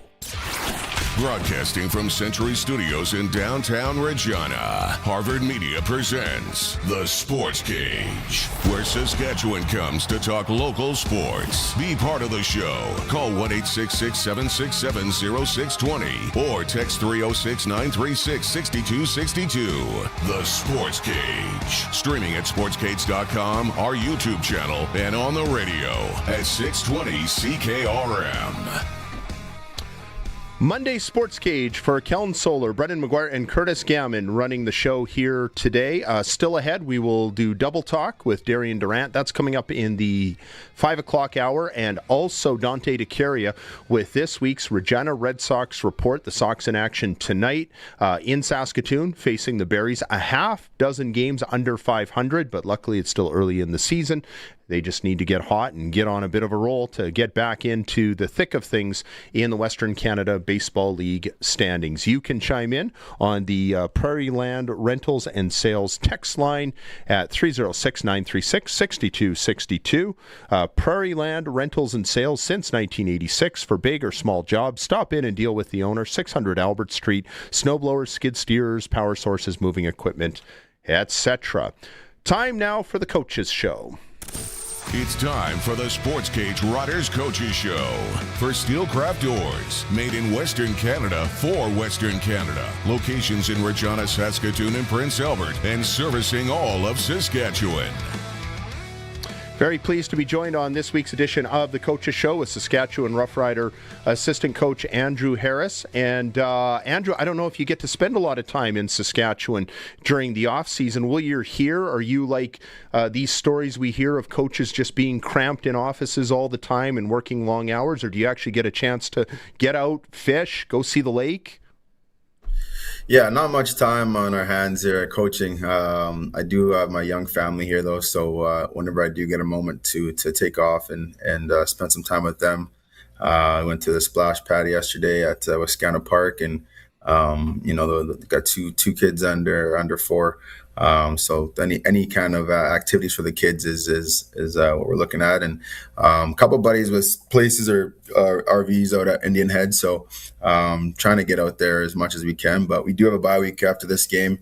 Not looking ahead too far, but heading back to Winnipeg for that one to see the grandparents. So. But yeah, not much free time on our hands, which is unfortunate. I'd like to be able to explore a little bit more, but it is what it is. Well, at least you're getting your licks in while you can. But if anybody around the Rider office says, hey, we've got free passes to different parks, you can go anywhere you want, just remember to say Waskesiu. That's where you want to go. It's beautiful in Waskesiu. It's one of the nicest parks in Canada. A little bit of a drive up north, but I'm sure you can figure out logistics a little bit later. Hey, I wanted to ask you real quick, because I know you've been involved a lot with junior football with the Vancouver Island Raiders. I'm hoping I'm saying that right. I did a lot more work in the Prairie Football Conference with the Regina Thunder. There's been this crazy story out of Prince George about chaos with their junior football program, the Prince George Kodiaks. I don't expect you to comment too much on that, but are you seeing that story, and is that something that's common that happens at the junior football level to the best of your knowledge? Yeah, I took over as president for the Raiders a couple years ago. The team was, had a couple of rough few years, and just financially and on the field, and it's been a journey. I mean, when I played from 2005 2009, we had a lot of good success, and but it's junior football, and we were privately owned. At that point in time, and had an owner that was really generous, I would say, as far as spending on the team and making sure we had everything we needed. But when you have a community-owned team or a privately owned team, or a non-for-profit, which we are now, you got to do things by the book. And when there's big donations and there's big sponsors coming in, it's just if there's a board, there's always going to be disagreements on how you're going to allocate that money and where it's going to go. But the hardest part is just making sure that everyone's on board, and one of the things I tell our board now is, we're all here for a reason, and that's to the better, the experience and the playing of the guys, the young men on the field. And if there's anyone that's out of line, that's not, in synergy with that, then, if it's an ego thing or if they're doing it for themselves or for some sort of self-purpose, we try to wean them out. So kind of seems like there were some board issues and some leadership issues there. But again, I don't know too much. I just kind of focus on what I can focus on, which is the Raiders. And we did benefit from some of the losses from some of their players moving on. So you can never complain when you're getting a starting right tackle from a team that was in the playoffs last year. So that was a bonus for us. So I'm not no complaints there. But the biggest thing is like with a 6-team league or 7-team league, the more teams that are active and productive, the more opportunities that kids are getting to play football. So I'm happy that there was talks that they were going to fold and that they're still in the league. And because the more opportunities for young men to play football outside of youth sports. Junior is a very unique league that gives guys a lot of opportunity. And Prince George is an interesting market and place in itself. We play there week 2. It's a long trip for us, but the guys are excited about seeing the interior and getting up there. And hopefully it's just not 48 degrees or 45 degrees like it was last year, because it's a long trip and a lot of heat. So, but yeah, it's always a good time to get away from the island and get the guys to go experience northern BC. Don't be afraid to send an extra right tackle if you have one our way for our Thunder in Regina, just so you know, in case you have a few too. Yeah, you guys got lots of great talent here. It's actually really impressive to see what the program has done, and even now, working with Peter Borsch and Ben Walls, on the practice roster here, it's a pretty cool, surreal moment for me. Having gone through that route of being on the practice roster while still playing junior. Those guys are going to have unreal seasons, just being able to have that access and the resources we have here. The game will be slow motion for them once they get back on that Thunder field, and I'm excited to see how well they do this year. Can't wait for the fall. I want to talk a little bit about the team you're with now, the Saskatchewan Roughriders, and of course that pal of yours, AJ Ouellette, under your wing. And we do the weekly TV show, and one thing that Marshall Hamilton brought up is we brought up this crazy graphic that shows Saskatchewan's record with AJ Ouellette in the lineup and Saskatchewan's record without him in the time that he's been here since the 2024 season. We called it the Legend of Thor, and the record with AJ in the lineup is 23-8, and without him 4-7-1. Now, there's other factors. I'm not saying it's just one player. Does an offense make or does a team make? But it seems to me like AJ's impact on the offense is what he does that does not show up on the stat sheet. His ability to pick up blocks, his presence. Can you maybe expand on that a little bit? It just seems to me like there's so much that a complete running back does that even those of us who follow the game don't always see or know much about. Well, you said those 3 words there in a whole there, the complete running back. So that's one of the goals we have as a group, is to be the complete running back. And for us, it comes down to protection first. Obviously receiving the ball, and then being an elite rusher, which AJ is, and then the fourth one that kind of goes untold and one of the hardest ones to obtain is great leadership. So AJ possesses all 4 of those standards within the group. As you alluded to, he's an outstanding pass protector. Sometimes he picks up guys that he's not supposed to, helps the whole line out. He's great in those chipping responsibilities where we're just trying to get a piece of the defensive lineman, whether it's interior or exterior. He's definitely underrated as far as his pass catching abilities. He makes guys miss in those tight windows and has good hands. And then when he has the ball in his hands, running the football, And we kind of talked about it, and one of the things that we really focus on is being a high efficiency runner. So, for us, if we can get into situations where we're second and 8, second and 7, again, that's not a sexy run, so to speak, as far as a first down production, but with our quarterback play, we function very high at those second and 6, second and 7, second and 8 situations, opposed to being at second and 10 or second and 12 or 11. So for us, as long as we're staying ahead of the chains and getting positive yardage on every opportunity, and obviously those explosions will come as they go. But AJ is very efficient, very high efficiency in his running, and I think just the calmness and presence and leadership that he brings within the group. Especially with him and Trevor, they have a great relationship on the field and off the field. I think he just brings a certain confidence and conviction within the offense, and definitely brings an energy and a physicality that is infectious throughout the group. So definitely a crucial part of our offense. And but having said that, the guys that stepped in the last 2 weeks did a heck of a job. Kwali Conley, basically his first 2 games, and he was really impressive in training camp. We brought him in 2 days before the Winnipeg game, and he basically picked up the playbook or the game plan for that preseason game within 2 days, and went out and showed well. So and then Tomas has been a very reliable second string guy for the last few years, and he's a guy that we want to get more opportunities to, because throughout practice and throughout the course of the last few years, he's shown that he can be a productive runner, and that Canadian passport that he possesses is an added bonus for us as well too. So I'm loving the guys we got in the backfield. Our fullbacks are lights out too. So it's been a great group to work with, and I'm really excited for the rest of the season and seeing how much more production we get out of them, and how it can expand their games as we grow. AJ is learning about being a running back, or knows all about being a professional running back, on the wrong side of 30. And I get the sense that there's a lot of extra work that goes to being able to continue playing running back on the wrong side of 30, and that's something certainly you know a lot about.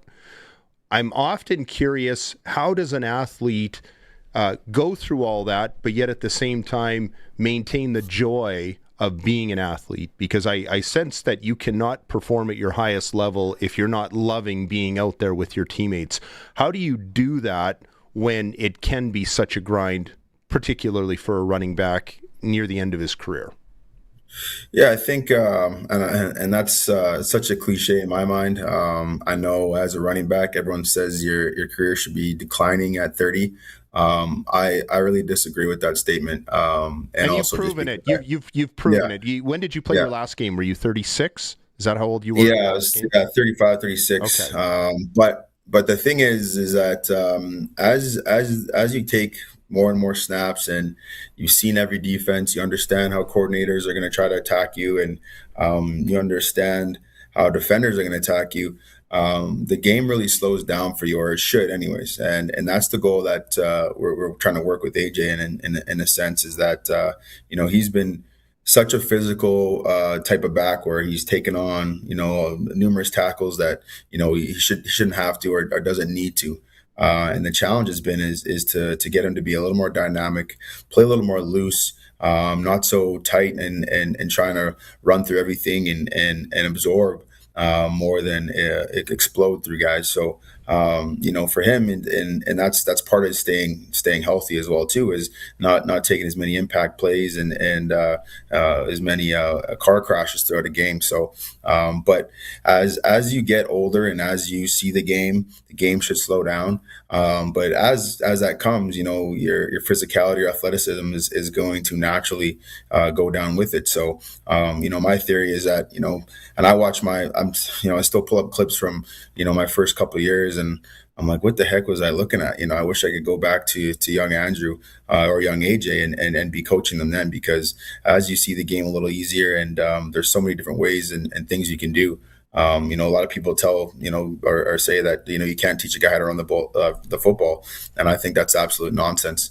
There's so many different ways you can do things and attack people. And there's so many ways that you can, be elusive and manipulate their attack angles and the way that they approach you. So, and the way you use the blockers in front of you. So there's tons of different ways we approach that, depending on the play call, depending on the defense we're playing, depending on the guy we're going against. So that's been the key for me, is helping the game slow down for AJ, help him understand when to take the shots, when not to, when to use the sideline, when to use his hands, when to use different tackle destruction moves, and just trying to make the game as slow as possible for him. And our mantra is minimum movement, maximize production. So if we're wasting time and wasting energy on certain cuts or certain movements, we're not going to maximize our production that way. So we want to minimize those movements, minimize those cuts, minimize those hits, those car crashes, and we want to maximize that production over an 18 game plus the 3 or 2 in the playoffs. So that's the goal for us. And from last year, looking on to this year, I thought we hit the ground running. Obviously, for AJ particularly, the injury is going to set him back a bit. But he's been working his butt off to get back into the lineup, and for him, I think the boredom or the grind. I think he's appreciating it more now too, because he's got a young family. He's got his daughter. He's got his lady here, and having that home and work life balance is another hurdle that we have to kind of figure out. But as you have family and you have another purpose, another why, it kind of gives you an extra motivation to continue your career and be more successful and still maintain being one of the top earners in this league, and he's certainly that, and a staple in this community. And he's doing a hell of a job as far as being a father and a pro athlete and a leader in our locker room. Saskatchewan Roughrider running back coach Andrew Harris joining us on this coaches show here on hour 2 of the Monday Sportscage for Kellen Solar. I've heard from athletes who have been elite and then have had to coach later and put a different hat on. Some of the challenges with being patient, and what I mean by that is maybe getting through the frustration of, I know where he's supposed to be, but he's not going there. And it's simple to me because I've done it my whole life. Why isn't it simple for him? I remember hearing from a guy named Tex Winter, who was a famous assistant coach with the Chicago Bulls, who I don't want to say invented, but kind of ran the triangle offense with Michael Jordan and Scottie Pippen. And when the Bull dynasty got broken up, he would say things like, well, no, this is how Scottie would do it. And then he remembered, I can't do that. Do you ever find yourself going through that struggle when you're dealing, whether it's AJ, Quali, or anybody else, showing the necessary patience for the athletes who can do it but not do it as precise as Andrew Harris did it? Yeah, I think we just got to break things down into the how and the why, and not so much the what result, right? So for me, everything that we do, we have pretty simple principles and disciplines that we follow, and it's simple as a key on where we're supposed to aim, or a discipline of how we're supposed to attack that. And then when you break it down and you watch the film and you can see the player not doing it and the play doesn't work, you simply just go back to our rules and disciplines and say, okay, did you follow these rules? Did you follow this philosophy? Did you follow that discipline? And then when they say no, then you said, okay, well, that's where we start. So it's not as simple as just like, oh, I'm telling you to do this, so just do it. There's rules and disciplines and reasons why we have those in there to help them be successful. So going back to last year, did I have those figured out? No, I think as a coach, I've grown into understanding, my philosophy and putting that down on paper and helping me coach it and drill it into the minds of the players. So it's easy for them. And then they can figure out, how am I going to do this? Why am I going to do this? And then what's going to be the result after? So that's our mentality. And again, it is tough just to say, okay, I was good at doing this, so you got to do it as well. That's tough just to be a dictator. You got to break it down into a systematic approach. And that's exactly what we've done with our group. And everyone has different running styles. Everyone does, things a different way, but we're all kind of on the same disciplines and philosophies of how we're going to get there and how we're going to execute it. So, and then their skill sets individually will take over after the fact. But, my mindset is, our footwork to get to our mesh, our approach to the aiming point should all kind of be the same and systematic that way, because the O-line is for the most part, all the same 5 guys, and they're still, running the same kind of approaches and lanes and aiming points. So we got to match that and then let our physicality and our athleticism take over after that's said and done. But, as far as the coaching, that system is, there's a lot of disciplines and philosophy that go into, each and individual play. And it's all systematic, and the approach we have is very, again, high efficiency, and our approach to it is diligent. And like I said, I feel like the new guys especially are picking it up well, and AJ's, kind of mastered it in a sense. And there's always going to be room for improvement and on a week to week basis. And, that's exciting part about coaching. Well, it's been fun to watch, and I know everybody was disappointed that it's not a perfect record through 4 games, but hey, in an 18-game season, nobody's ever been able to pull off a perfect 18-0 schedule, and what's that saying? No one bats 1,000, and it's a marathon, not a sprint, but it's exciting to see what's happening with this team again in a season where the regular season really does matter, because 3 out of 6 teams will not make the playoffs. We say it every year that the West Division looks like it'll be a dogfight, and it seems to me like it's more of a dogfight this year than ever before. Does it kind of feel that way?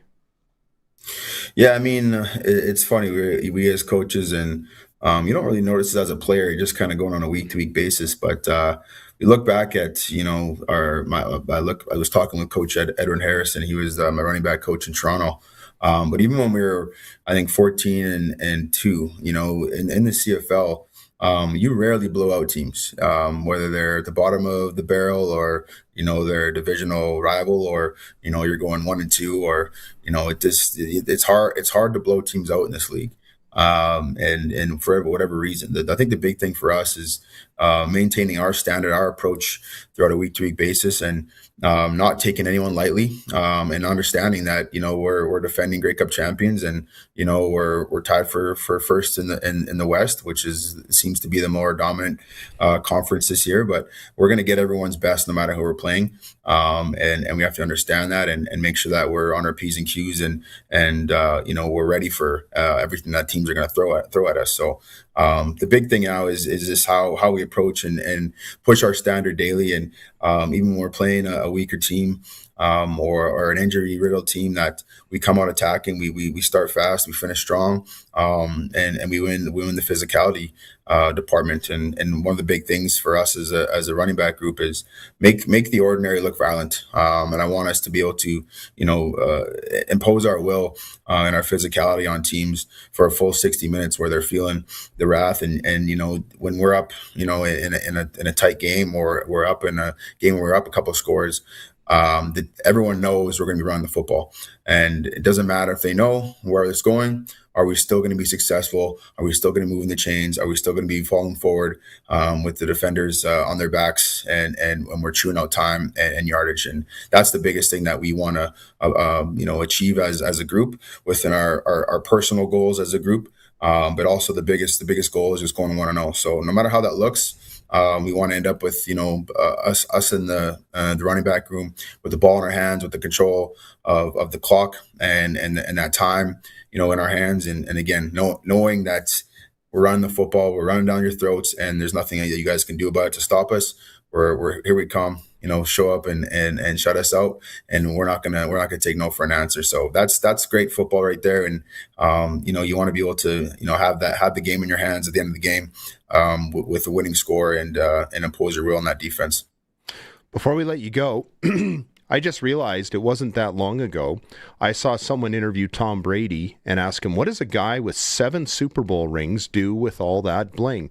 And I realize you are at number 5 already, and you're trying to add to that collection. So let me ask you, Andrew Harris, what does a guy with 5 Grey Cup rings do with all that jewelry?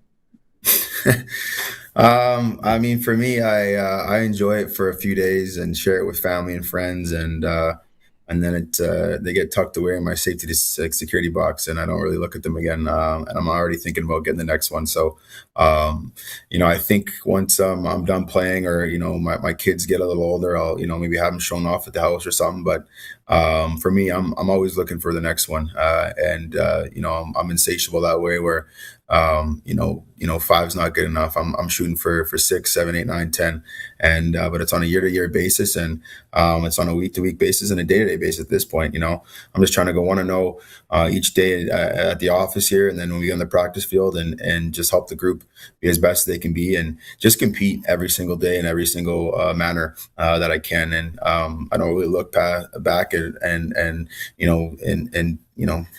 be in awe or glory of the things I've done in the past. I'm looking forward to accomplishing the next and going to win the next one. So that's my mindset. That's my the way I operate. And some of my buddies say it's kind of sick, but even when we're playing cards at the house, I'm very competitive in everything I do. So that's what keeps me going.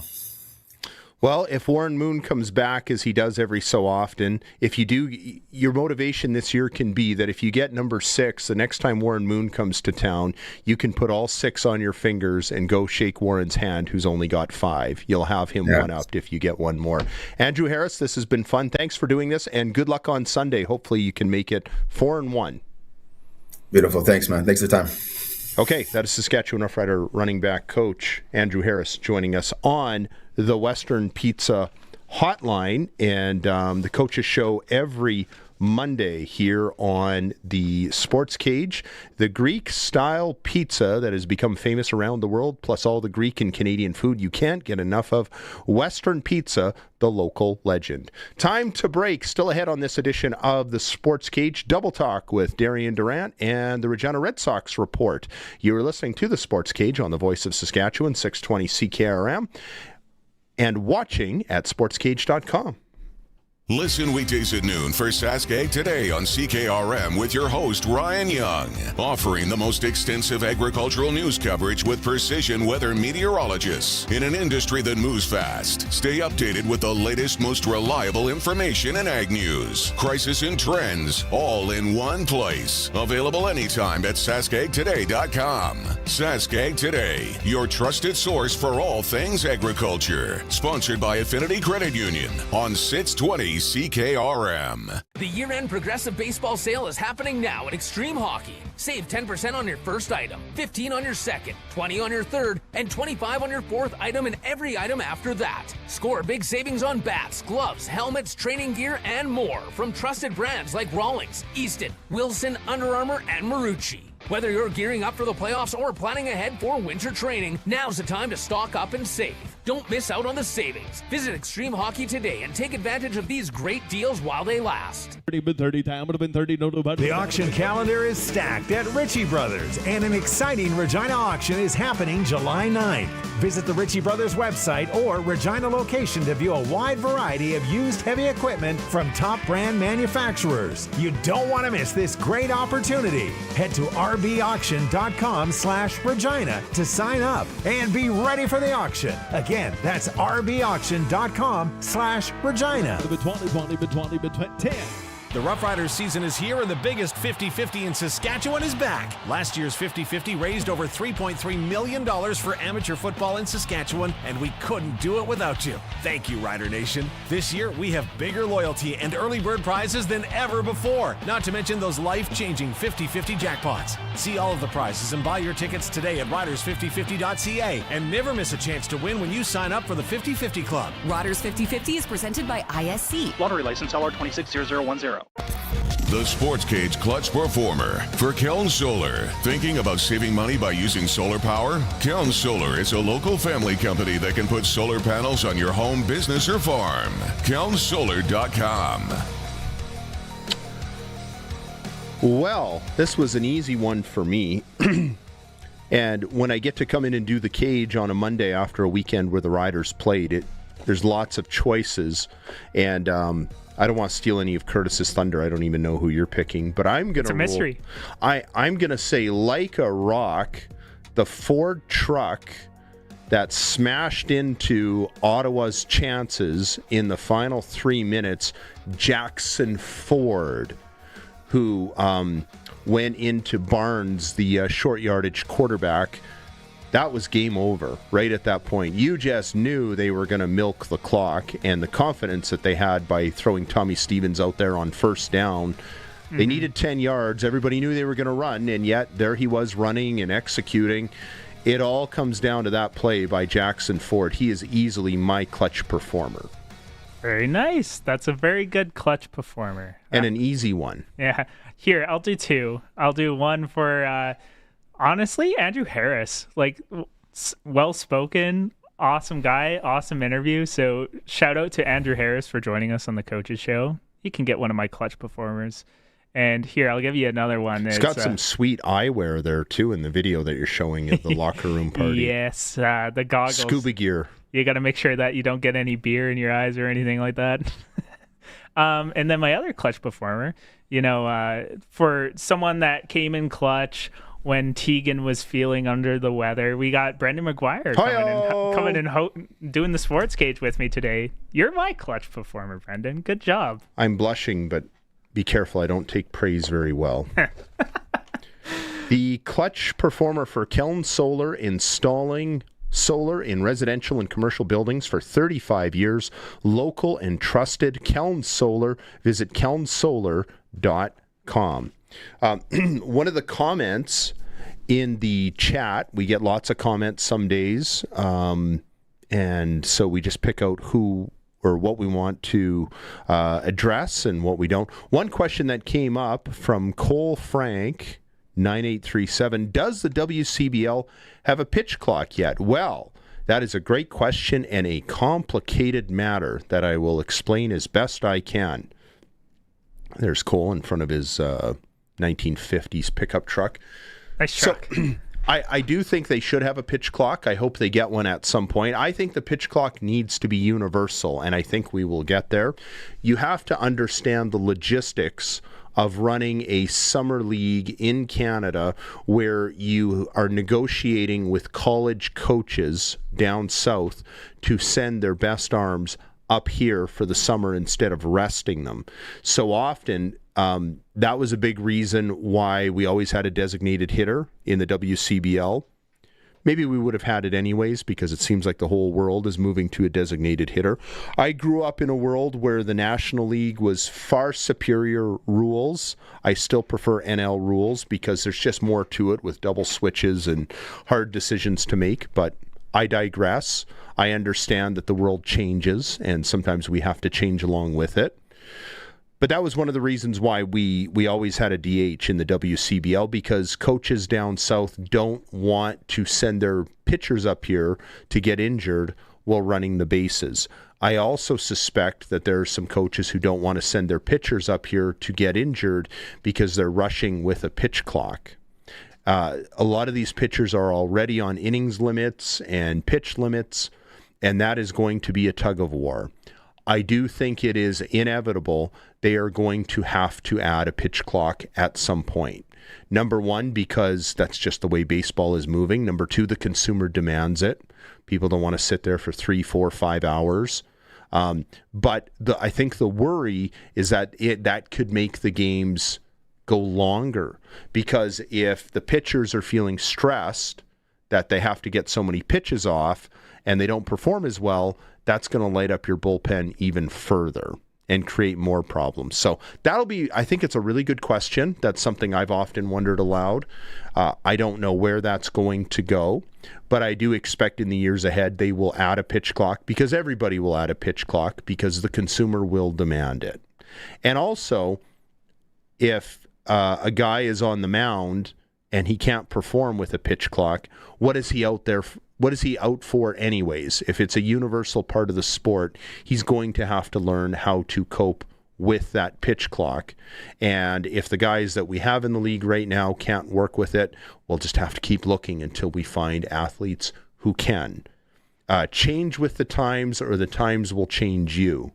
I heard Marv Levy say that once. I think he stole that from somebody else. He was trying to convince everybody that he wasn't a dinosaur and that he could still be a general manager of the Buffalo Bills at age 82, and he did okay. So the WCBL is going to have to fall in line with that. And look, the league is trying to be more commercial all the time, right? When it first opened, it was a fun summer league. It was always serious. It was always great ball for hardcore baseball people. But they have been really pushing in recent years to become more mainstream. A lot of that emanates from Okotoks and the franchise they are, where it's not uncommon for them to get 5,000 people. Love the Dogs. But you're from there. Are you from Okotoks or Calgary? I'm from like Northwest, so like the Cochrane area. But like, did people drive from there to go watch Okotoks? Do you remember people driving down because they have such a nice ballpark? Because usually small will go to big, big won't go to small. But I think big goes to small to see Okotoks from Calgary. Good question. Like, I definitely knew some friends that lived in kind of like southern Calgary that were big Okotoks Dogs fans. They would drive down to go to Okotoks, which Okotoks is not very far away from like South Calgary. So like if you live in the south, it's like 20-30 minute drive depending where you are. It's not too bad, to be honest.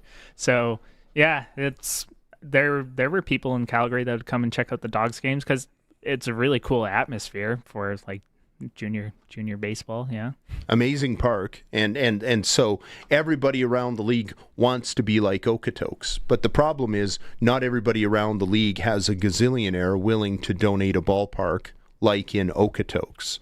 And that push in Edmonton, I think, maybe push things a little too far the other way, where they're saying we want to have more games, but then it cramped the schedule so bad that they were having like 3 games in one day, which does not look professional at all. If anything, that looks more Bush League. So I think they're having some problems with the Edmonton / Energy City / Spruce Grove / whatever they are, cactus rats, that are causing some issues for the league. And I was delighted to see that the league's Board of Governors has finally crack down on this, because that does not help with your credibility, right? You're reluctant to throw the book at a franchise because they're trying to build an amazing facility.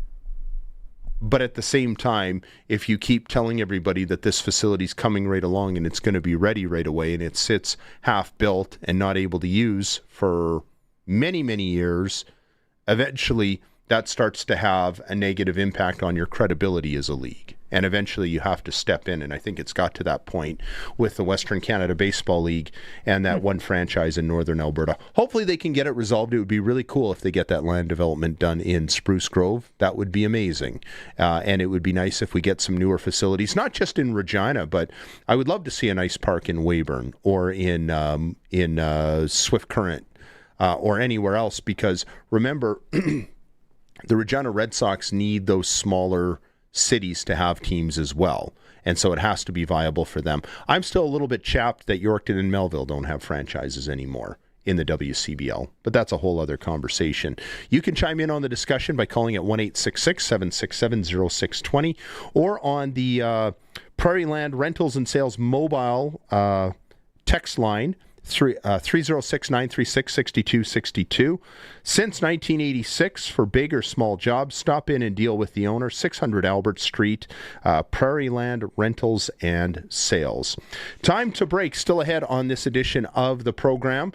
We will check in with Darian Durant and also Dante DeCaria with the Regina Red Sox report. You're listening to the Sports Cage on the Voice of Saskatchewan, 620 CKRM, and watching at sportscage.com.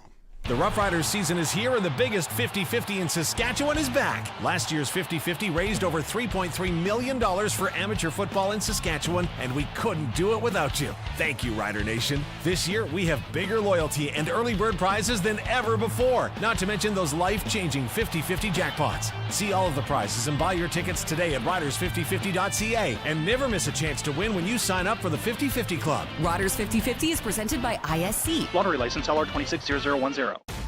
He's gaining on us! Quick, let's hide in the garage. No! It's stuck! Again! You said you fixed it! I meant to. I just never called Busy Bee Doors. Lift it! Hurry, lift it! It won't budge! It's busted!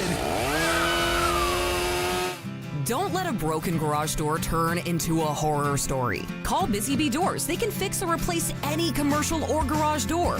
Busy Bee Doors, the garage door specialists. Get it hot and get it fast. Western Pizza. Hey, it's your stomach.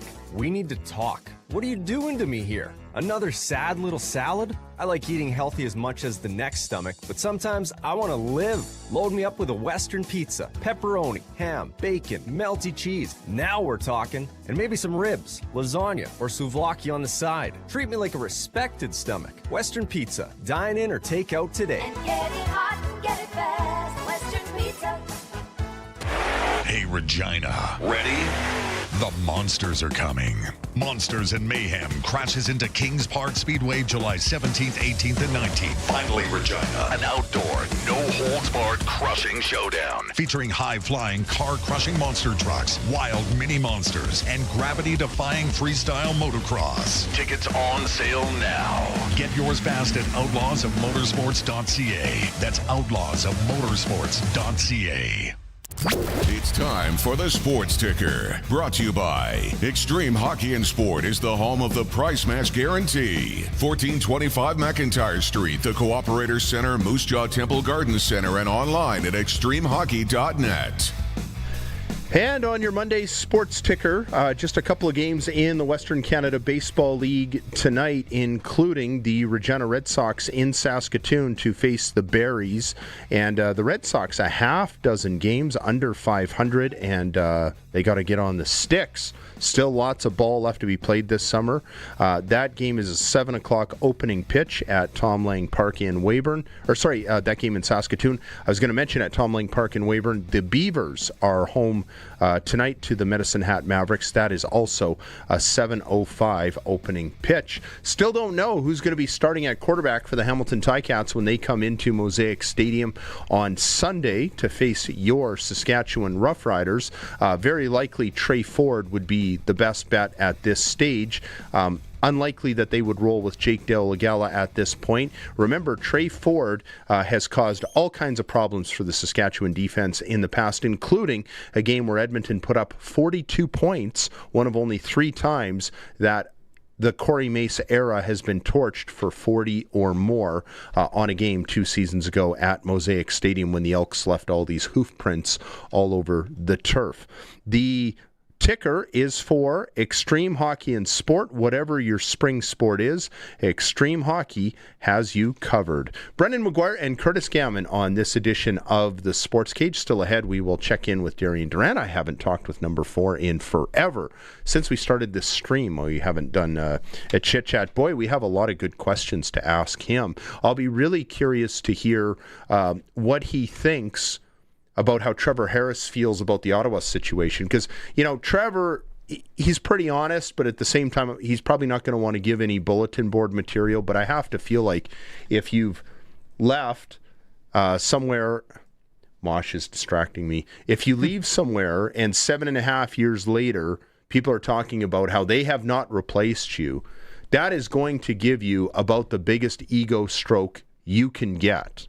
Because that doesn't happen very often. Even when they traded Gretzky from Edmonton, they won a Stanley Cup 2 years later. In a lot of ways, they did replace Gretzky with Mark Messier, who wore the C, and they won a championship.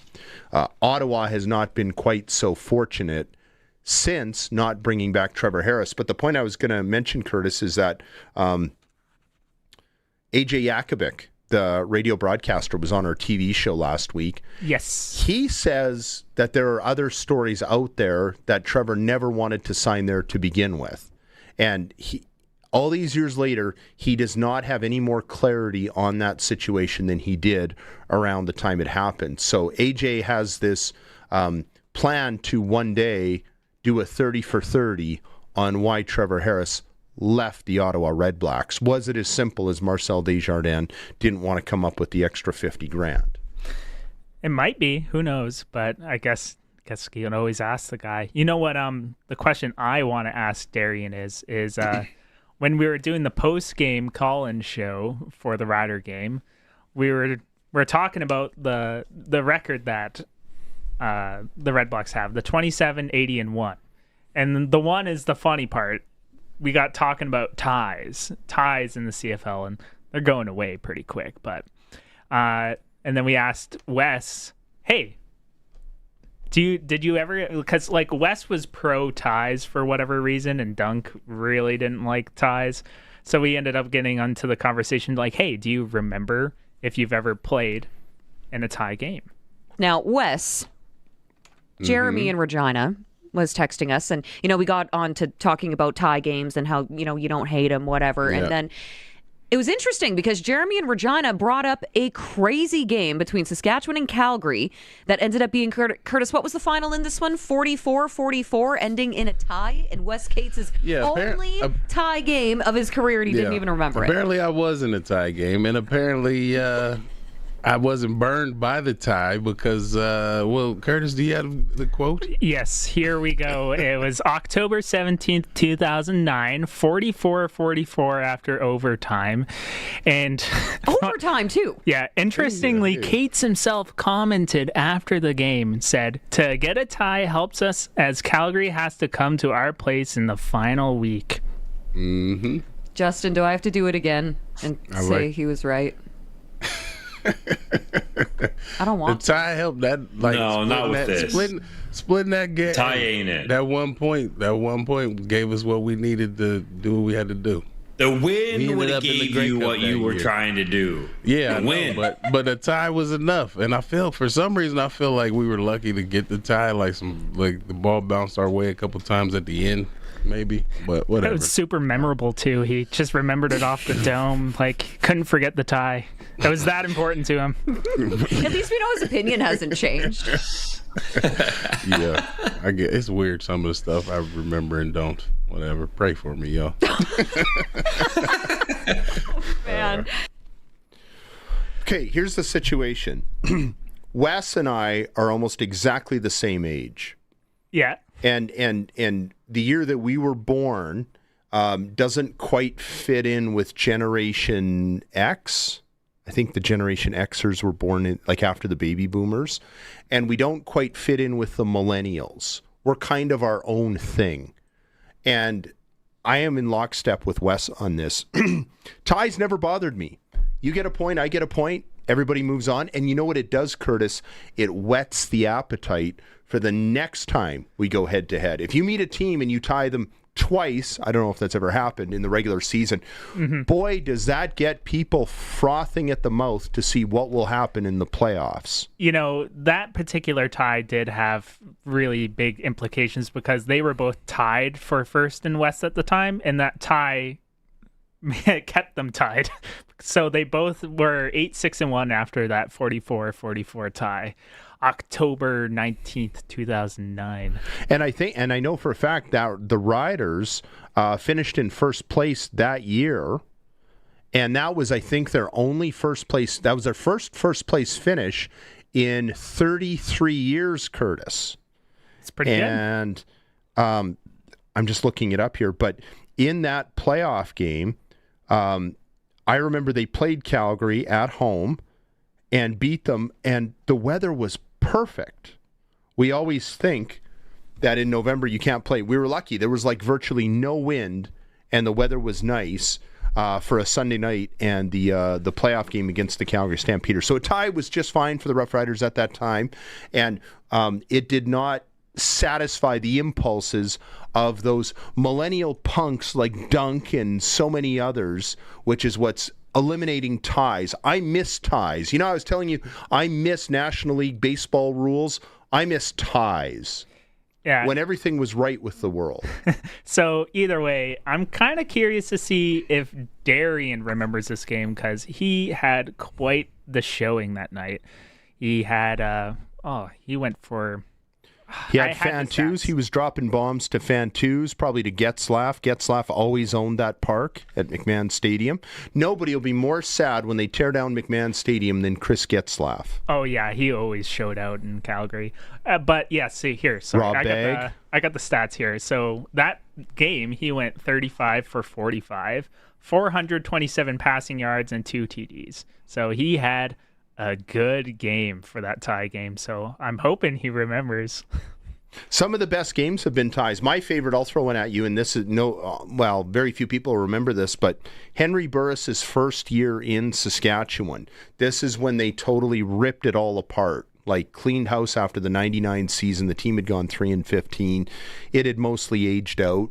And so they had 9 rookies starting on defense, and the team really struggled those first 3 games, I want to say. I think it was week 4.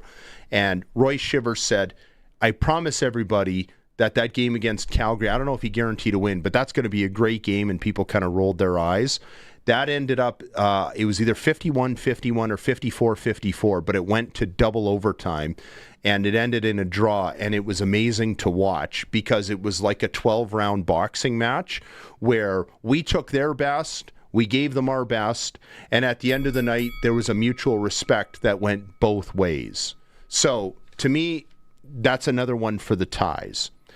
I don't think most of our audience wants to see any more ties and is probably fine with whatever would have happened if that overtime in Calgary had continued in that victory a couple of weeks ago. Time to break. Still ahead, hour 3, we will check in with Darian Durant and also the WCBL Regina Red Sox report with Dante DeCario. You're listening to the Sports Cage on 620 CKRM and watching at sportscage.com. The Roughriders season is here, and the biggest 50-50 in Saskatchewan is back. Last year's 50-50 raised over $3.3 million for amateur football in Saskatchewan, and we couldn't do it without you. Thank you, Rider Nation. This year, we have bigger loyalty and early bird prizes than ever before, not to mention those life-changing 50-50 jackpots. See all of the prizes and buy your tickets today at riders5050.ca, and never miss a chance to win when you sign up for the 50-50 Club. Riders 50-50 is presented by ISC. Lottery license LR260010. Have you looked at the outside of your home lately? Whether it's the deck, garage, siding, stone, or shingles, Freeze Tallman has the products to help bring your next project to life. From composite and pressure-treated decking to railing and exterior finishes, they've got everything you need to refresh your home and backyard. Start planning today at freezetallman.com. Freeze Tallman. Locally owned, family grown, rooted in our community for 70 years.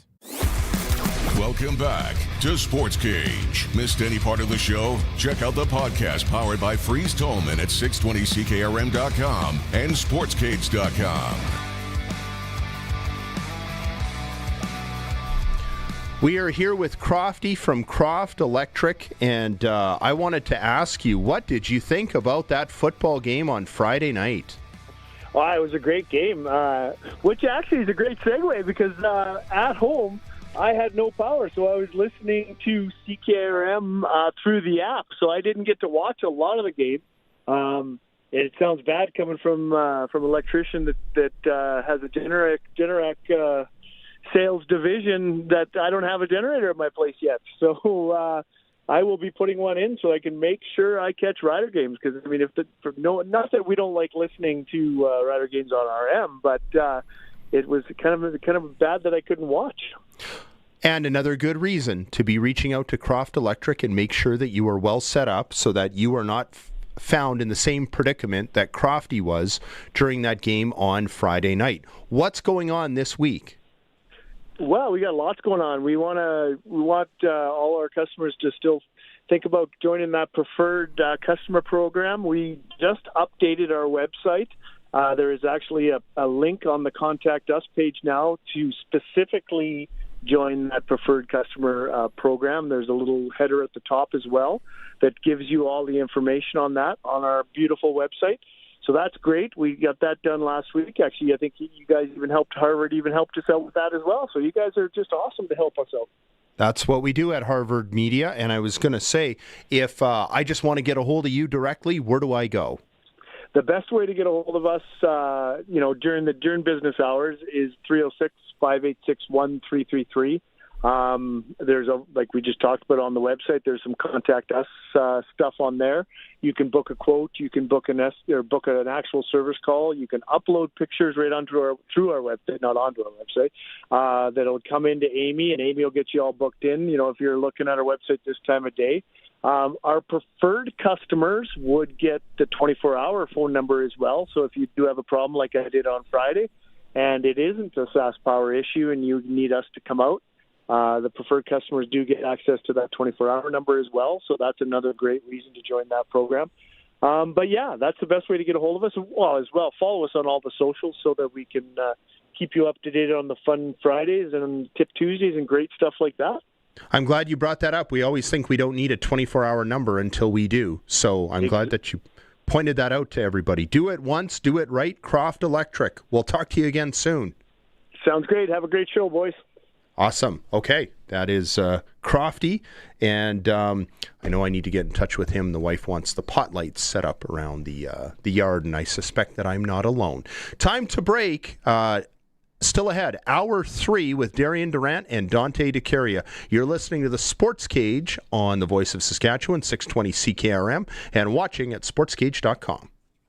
We are 620 CKRM Regina, a Harvard media station. The news is brought to you by Crestview Chrysler Dodge Jeep Ram, home of Saskatchewan's biggest selection of Ram trucks and Jeeps. CrestviewChrysler.ca. News is brought to you by Echo Sound in Fort Capel. Stay connected with a new cell phone from Echo Sound, your SaskTel authorized dealer. Call 306-332-6711. It's 5 o'clock. A good evening, mostly sunny and 23 degrees in Regina. I'm Denis Conroy from the Saturday Newsroom with 620 CKRM News. Growing pressure on Saskatchewan's long-term care system is back in the spotlight. A Saskatoon woman caring for both her brother and adult son with disabilities says dedicated staff provide excellent care, but the system needs more space and resources as demand rises. The NDP says the number of long-term care beds has declined since 2007 despite an aging population and is calling for more investment. Currently, the provincial government has not made any comments. Friendship is at the heart of a growing community group in Yorkton. The Yorkton Men's Shed is welcoming men from all walks of life to weekly gatherings focused on conversation, connection, and mutual support. Organizers say many men lose social connections after retirement or major life changes, making groups like this increasingly important. The organization is already planning community projects, including a repair cafe this fall, while continuing its search for a dedicated space to grow.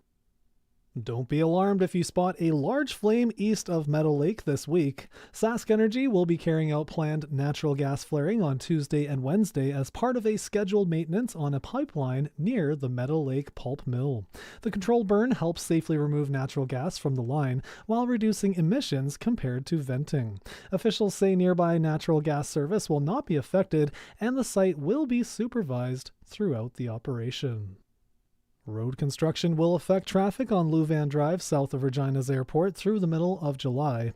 The City of Regina says repaving work began yesterday between Parliament Avenue and the Trans-Canada Highway. Southbound lanes will close first, followed by northbound lanes beginning July 11th. Two-way traffic will be maintained throughout the project using the open lanes. City officials expect the work to be completed by July 16th, depending on weather conditions. Regina is welcoming Saskatchewan's next generation of track and field talent. More than 200 athletes are taking part in a provincial training camp this week, where they will sharpen their skills under experienced coaches at the Canada Games Athletic Complex. Organizers say sponsorship from the Royal Canadian Legion branches helps to make the camp possible for many young competitors. The week also serves as a stepping stone, with 36 athletes advancing to the national championships in Regina this summer. That's 620 CKRM News. Read more stories from around your community and around the province at Sask Today and 620CKRM.com. Weather's next. And now your summer savings report for Crestview Chrysler in Regina. Current conditions include no-charge diesels on select Ram trucks, kicking off a powerful month of savings here in Regina, and adventure seekers can get into a brand new Jeep Cherokee with payments starting at just $279 bi-weekly plus tax. Forecast models are calling for heavy discounts, low finance rates, and serious trade values, all expected to continue throughout the entire month. This has been your summer savings report for Crestview Chrysler Dodge Jeep Ram in Regina. Now this is technology. Betamax, landline, 3 channels of my TV. You're so behind, I don't know if I should laugh or cry. You desperately need to go to Echo Sound, your SaskTel authorized dealer. Sounds futuristic. It is. Max Stream TV, SaskTel Internet, and the latest cell phones. Stream TV? No schedule or waiting. Internet? High speed? No phone cord. No cord. Boy, your mind's gonna be blown. Echo Sound, your SaskTel authorized dealer in Fort Capel. EchoSound.ca. Weather for Next Gen Coatings. Spray coatings for truck bed liners, rocker panels, and more. Same company, new name. 1865 McCarra Street, Regina. And Kevin's Marine. Make the most of summer with a boat or pontoon from Kevin's Marine in Fort Capel. kevinsmarine.com. Quiet weather through this week with temperatures running fairly mild, and as the week goes on, we'll tack on a few degrees each day. Not much of a shower threat. In fact, not much cloud threat at all. A bit of cloud cover does come in from just in the middle part of the week. That may bring in a few showers, mainly during the nighttime hours Wednesday night, which means the daytime we're just fine. Through this night, we're clear. The wind pretty light. It'll drop off after being in the 15 to 25 range through the evening to under 10 much of the time as it shifts around from the north and northwest into the southwest, down to 11 degrees overnight. Sunshine mixing with just a few scattered clouds in the afternoon Tuesday, the high near 22, partly cloudy back to 11 Tuesday night, and a partly to mostly sunny day Wednesday, the high 24. Watching Wednesday night, a couple of light showers, sprinkles, no major precipitation. 24 is the high Wednesday, 25 with sunshine returning on Thursday, 28 Friday, temperatures jump into the 30s for the weekend. With your 620 CKRM weather forecast, I'm Precision Weather meteorologist Phil Spivak. For over 40 years, you've known them as Regina's trusted vehicle protection specialists. Now they're introducing the next gen of coatings. New name, new level of protection. They're now Next Gen Coatings. 3 generations of their family have served your family, and that hasn't changed. Same owners, same commitment, ready for the next gen of truck beds, rocker panels, trailers, bumpers, and running boards. The company hasn't changed, just the name. Next Gen Coatings, 1865 McCarra Street. The next gen starts now. This is the year to own the boat of your dreams. At Kevin's Marine, discover legendary Lund boats, built for a lifetime of serious fishing and family fun. Stretch out and relax, or enjoy the day with family on a brand new pontoon from Bentley or Crest, or make a splash in a 4-wind sport boat, all powered by trusted Mercury 4-stroke motors. Right now, get manufacturer rebates, dealer discounts, and low payment financing. Make decking easy with Shoremaster aluminum docks and lifts. Visit Kevin's Marine in Fort Capel or kevinsmarine.com. Broadcasting from Century Studios in downtown Regina, Harvard Media presents The Sportscage, where Saskatchewan comes to talk local sports. Be part of the show. Call 1-866-767-0620 or text 306-936-6262. The Sportscage. Streaming at sportscage.com, our YouTube channel, and on the radio at 620 CKRM. Brendan McGuire and Curtis Gammon driving the Ferrari on this Monday. This Sportscage for Kellen Solar. And still ahead on this edition of the program, we will check in with Dante DeCaria with the Regina Red Sox. Maybe talk a little bit of Pats, too. I was giving him a hard time because he wasn't giving anybody the scoop on who the new head coach would be. But now that the dust has settled and things have changed, we know who's in place for the 2026-27 season. We'll see what Diamond Dante can tell us about that situation. If you have any questions for Darian Durant or Dante DeCaria, you can always text us 306-936-6262. Prairie Land Rentals and Sales since 1986 for big or small jobs. Stop in and deal with the owner at 600 Albert Street. Let's get to Double Talk. It's time for Double Talk with Saskatchewan Roughrider legend Darian Durant. Double Talk is brought to you by Dutch Agriculture. Precision in every pass and consistent depth and better yield. Visit DutchOpeners.com. On farm for you.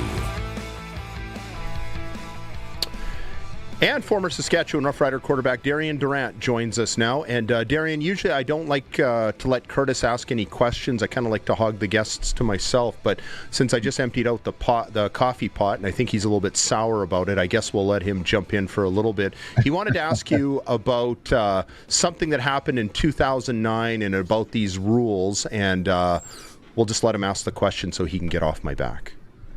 Okay. So, Darian, do you recall ever playing in a tie game? I do not. I cannot remember. You know what? That is something you have in common with one of your former teammates. Wes Cates also doesn't remember playing in a tie game, but here, I'm just going to roll the clip here, and hopefully it jogs your memory. Now, Wes, Jeremy in Regina was texting us, and, we got on to talking about tie games and how, you don't hate them, whatever. Yeah. And then it was interesting because Jeremy and Regina brought up a crazy game between Saskatchewan and Calgary that ended up being, Curtis, what was the final in this one? 44-44, ending in a tie in Wes Cates' only tie game of his career, and he didn't even remember it. Apparently I was in a tie game, and apparently I wasn't burned by the tie because, Curtis, do you have the quote? Yes, here we go. It was October 17th, 2009, 44-44 after overtime. And overtime, too. Yeah, interestingly, Cates himself commented after the game and said, "To get a tie helps us as Calgary has to come to our place in the final week." Mm-hmm. Justin, do I have to do it again and say he was right? I don't want the tie helped that. No, not with this. Splitting that game. Tie ain't it. That one point gave us what we needed to do what we had to do.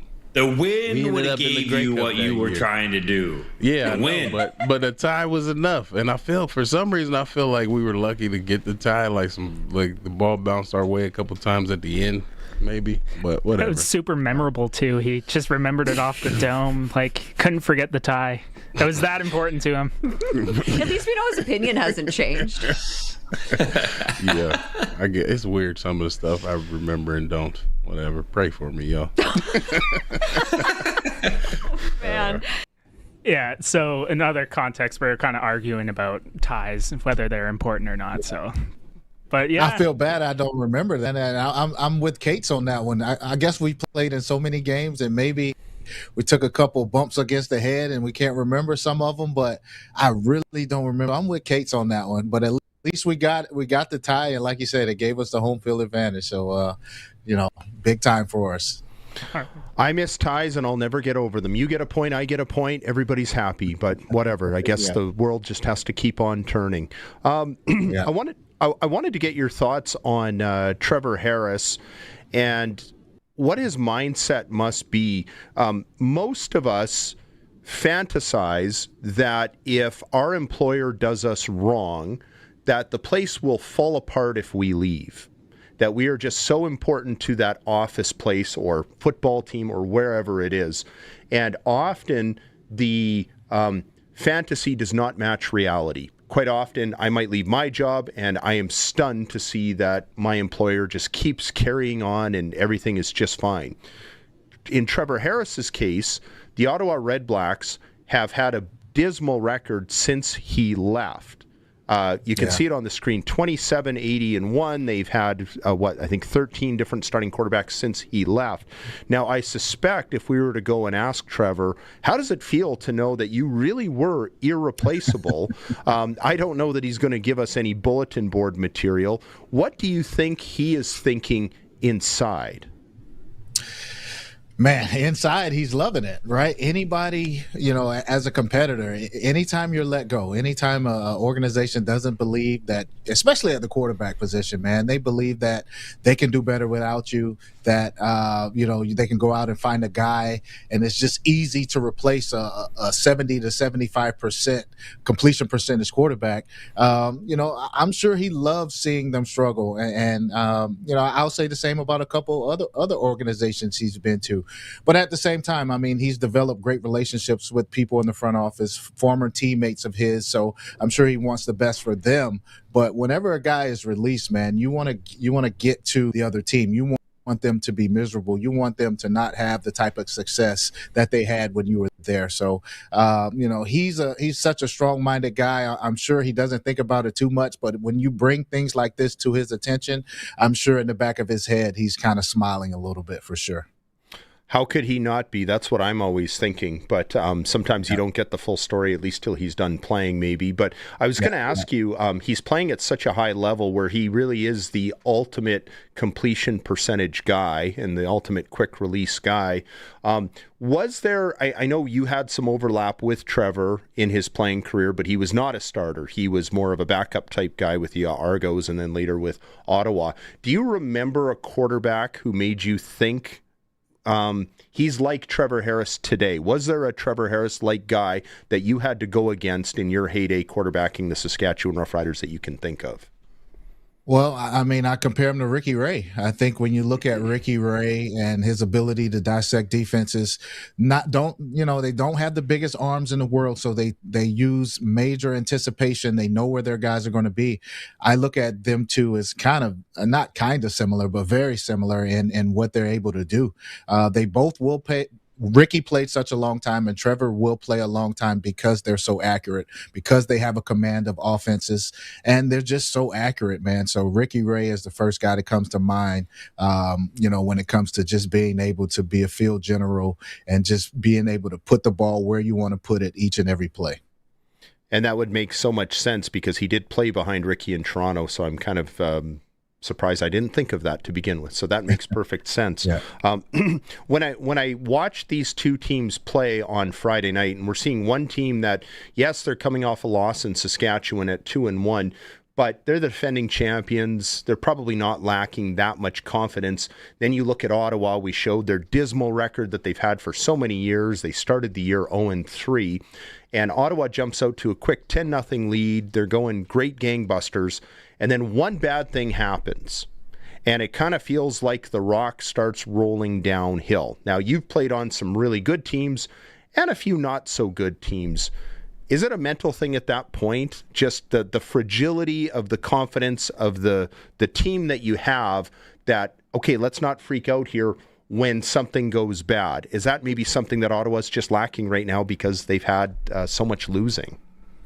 Yeah, 100%. I think whenever you lose, and you're losing tough games, right? You're playing teams tough, but you just can't seem to figure out you're not able to pinpoint what's going wrong. And then you jump out. You get ecstatic. You're up 10-0 against the defending champs. You have them in your house. You're just full of excitement. You think everything is going to go your way. And then you fumble a punt return. Riders jump on it. Momentum changes. Different plays happen. And then of course, you're going to say, here we go again, or, we can't get over the hump. These are things that creep into your mind all the time when you can't seem to be able to shake that losing tendency. And Ottawa's definitely going through that. I think in order to break that, though, because they have such a strong-minded head coach and a guy in Ryan Dinwiddie who's been a winner, who's won Grey Cups, who's been in tough situations, I think he'll be able to get them together. They show so many flashes, and I think they'll be able to show some plays from this game against the defending champs and just let each other know that, hey, we were right there with these guys. We jumped out on them. We forced Trevor to make his lowest percentage game of the season so far, 18 for 31. So they forced the Riders to punt. They did some good things defensively. Now it's just all about putting it together. So luckily they have a great coach who has the mentality of, he's never going to give up. And I think they can turn that around because of their head coach. Do you think the players in that locker room, when he's calling players out, and he hasn't done too much of that, but when he has to do that, do you think that they will support him and buy in more just because of the wins he has to his name, as opposed to, say, if it was a rookie coach or a coach who doesn't have the same track record he does? Yeah, definitely. I think, Dinwiddie's shown that he can win no matter where his stops are. He's a great offensive play caller, and he's a fiery guy, a former quarterback, my former teammate. He's just full of fire. So players respect coaches who've been in the trenches before, who've been through tough situations, and who have made their way out. So it definitely means more coming from a guy who has that experience. And like I said, I feel like Ottawa's right there. They're a couple plays away from having a different record. And like I said, they'll be showing some of the positive things from these losses in order to move forward, just to show that they can play with pretty much anybody in the league.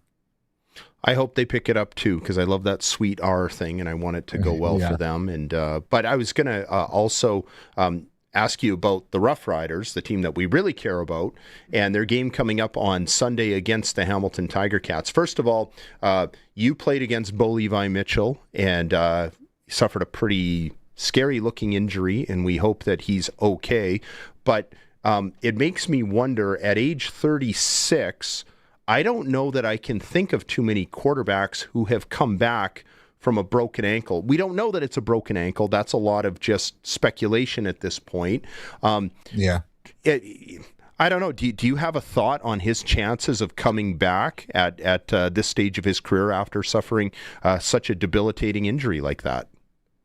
Well, the good thing for Bo, and I don't want to say good thing because I'm sure he wishes he was a lot more mobile, but him being more so of a pocket quarterback, you don't rely on your legs so much. You don't have to have, the escapability that some of the other guys rely on. So that's a positive in this case. Now, if it's just a clean break, there's no ligament damage, there's nothing more than the doctors have informed us, especially to the public, then I think he'll be fine. I mean, these guys, technology these days, doctors are so smart. They're just putting guys back together. 36 used to be pretty much a death sentence for guys if you got hurt at that age. But I think with today's technology, and, just Bo's style of play, he'll be fine. He's just throwing the ball all around the field. He's having one of his best years to start so far, coming off of an MOP season. So I really, really think that if it's just a clean break and it's a pretty smooth rehab, then he'll definitely be back.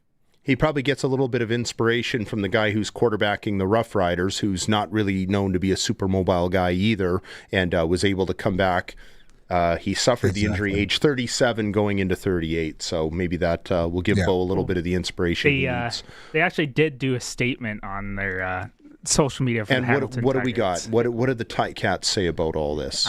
Underwent successful ankle surgery this morning and is in good spirits. Expect him to make a full recovery. hopefully we can see Bo again.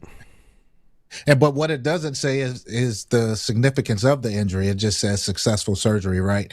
Ligaments are a lot longer rehab process. It takes a lot longer to heal, but clean breaks, like I said, it's a pretty smooth 6 to 8 week process. So we'll see how it goes. That would be sweet if he could be back even by the end of the season. And obviously, I think we're all more concerned about just his health and his ability to be a football player. But the quarterback play has been so good this year, we'd hate to see it end on injuries like that. I wanted to get your thoughts about the matchup. Next week, we're probably going to see the Cats come in here with Trey Ford as the number one guy, barring any other decisions with the coaching staff. And what's interesting to me about Trey Ford, it's on paper, that's a mismatch. The Cats coming in here. But Trey Ford has had some really successful games at Mosaic Stadium.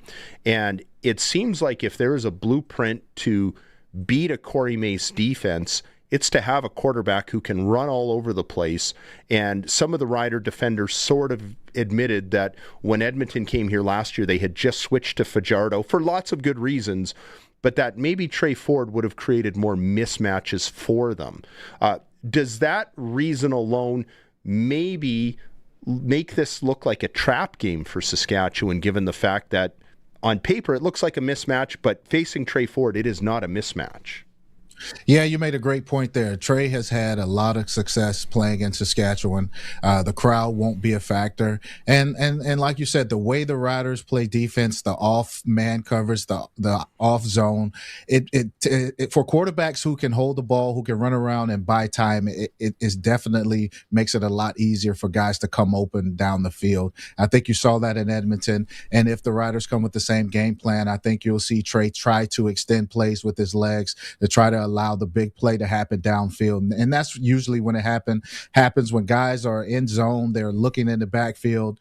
You usually play on the timing, right? DBs usually break on footballs with the timing being feeling like the defensive lineman can get there in a certain amount of time. But when you're playing against a guy like Trey Ford and, there's no sack that he can't escape from, he's very dangerous against a defense like this. So, the Riders definitely have their work cut out for him this week.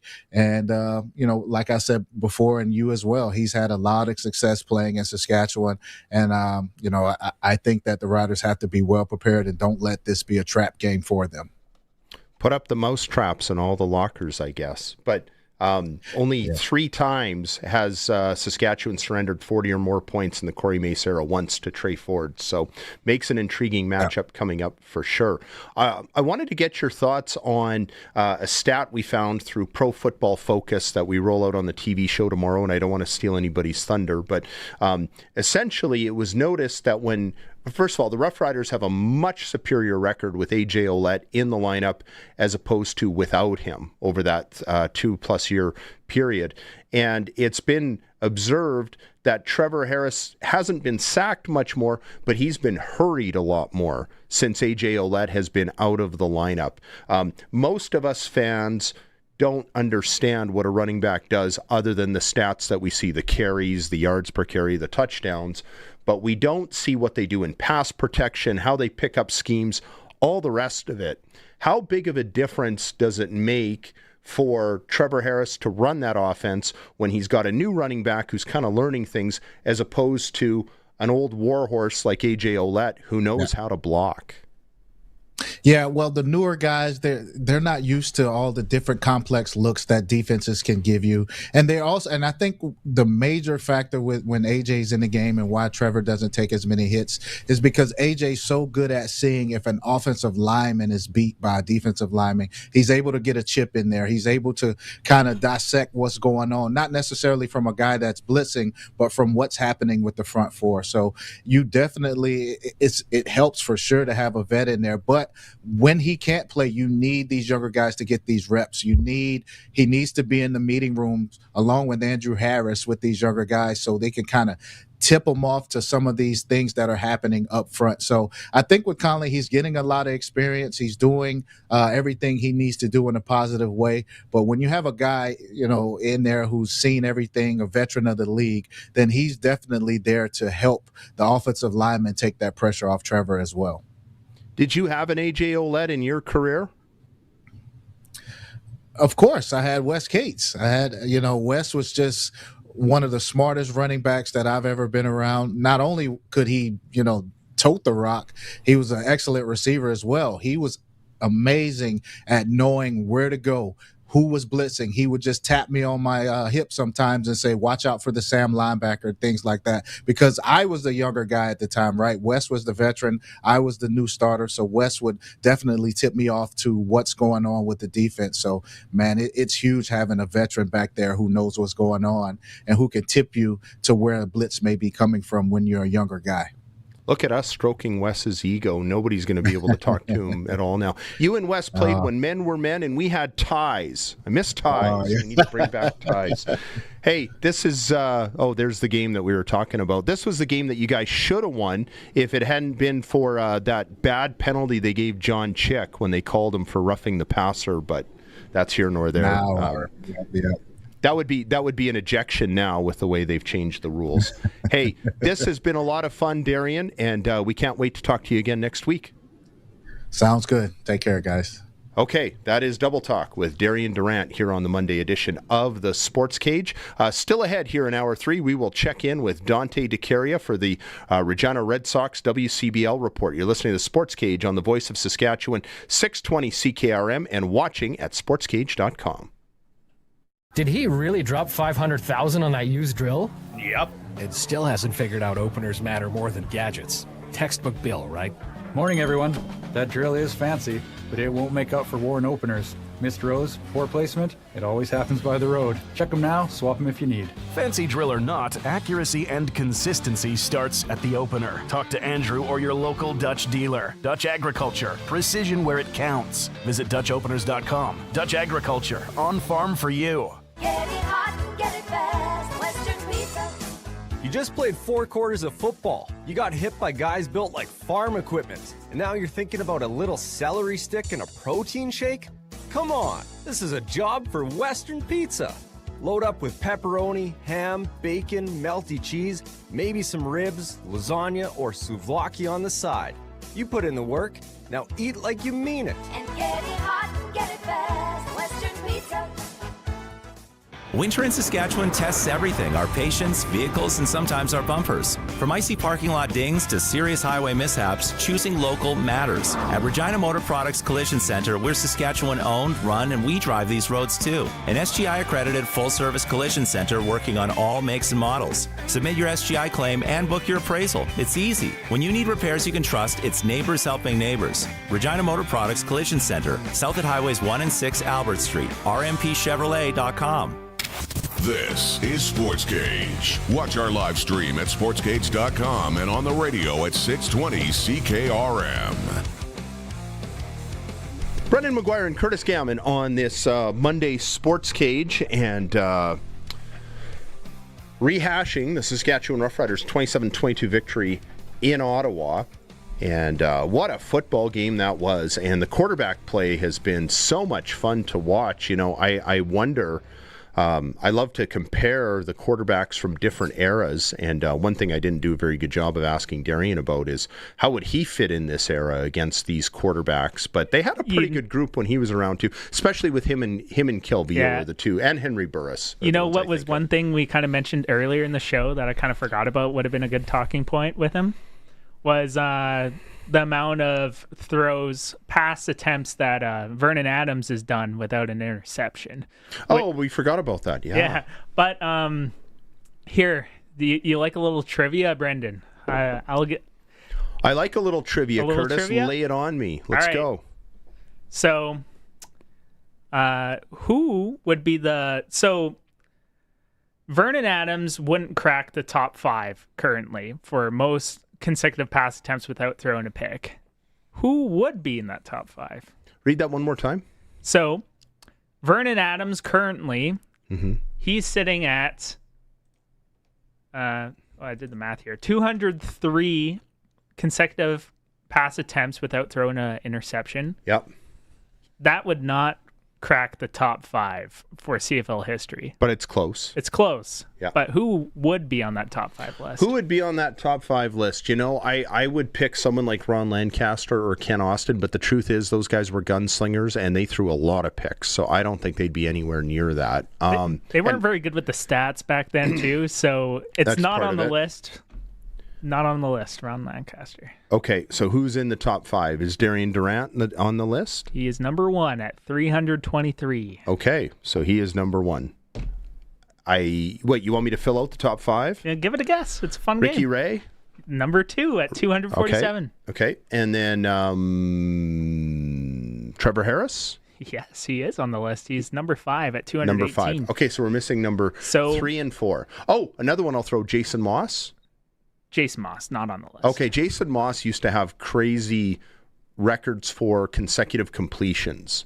Like he started a game once, I think, with 22 straight completions. But completions and interceptions are not the same thing, and or avoiding interception are not the same thing. And usually, if you're completing the ball a lot, you're probably getting intercepted a lot. So it's really hard to, you know what I mean, have a high completion and no interception like Trevor Harris does. Anthony Calvillo, is he on the list? Not on the list. Danny Barrett? No. Matt Dunnigan? No. Tracy Ham? No. Damon Allen? No. Tom Burgess? Ricky Foggy? No. Can I buy a vowel? DD. Darian Durant. Oh, no, Dave Dickinson. Oh, okay, the other DD. Okay. The other DD. 235 for Dave Dickinson. That doesn't surprise me. I should have guessed that. And you know what? I'll just round out the list for you. Mike Riley got 224. Oh, okay. Yeah. I forgot about him. He was a pretty good quarterback in his day with Edmonton. Not so much with BC. He was he was never any good with BC. He came into the league with BC as a nobody and looked like a nobody. Went to Edmonton, got just pounded by their terrible offensive line, but eventually got it together and became a somebody, and then went back to BC and once again played like a nobody. But that's what I remember about. Well, he had been beat up so bad. I hate to make light of it. I think he had just taken such a pounding that he aged out pretty quickly. Yeah, but despite not cracking the top 5, Vernon Adams, so he's sitting at 203 pass attempts without a pick currently. If he can throw 15 more pass attempts without throwing a pick, ties Trevor Harris. And if he throws more than that, he'll surpass him and he'll crack the top 5. Cement himself in CFL history in that Vernon regard. Adams. Wow, look at that. So he's having his best year. Yeah. So far, I mean, we're 4 games in. Let's not get carried away. Yeah. He was an MOP candidate a few years ago with BC before Nathan Rourke came back. That is true. And to be honest, like, if he does keep playing like that, like, I see the Stamps being the number 1 in the West. Hot take, but hot take in Rider Nation. Oh, finishing first. Yeah. You know what? I think that their fortunes rely on him definitely, but I've long believed that their fortunes rely on those 2 defenders.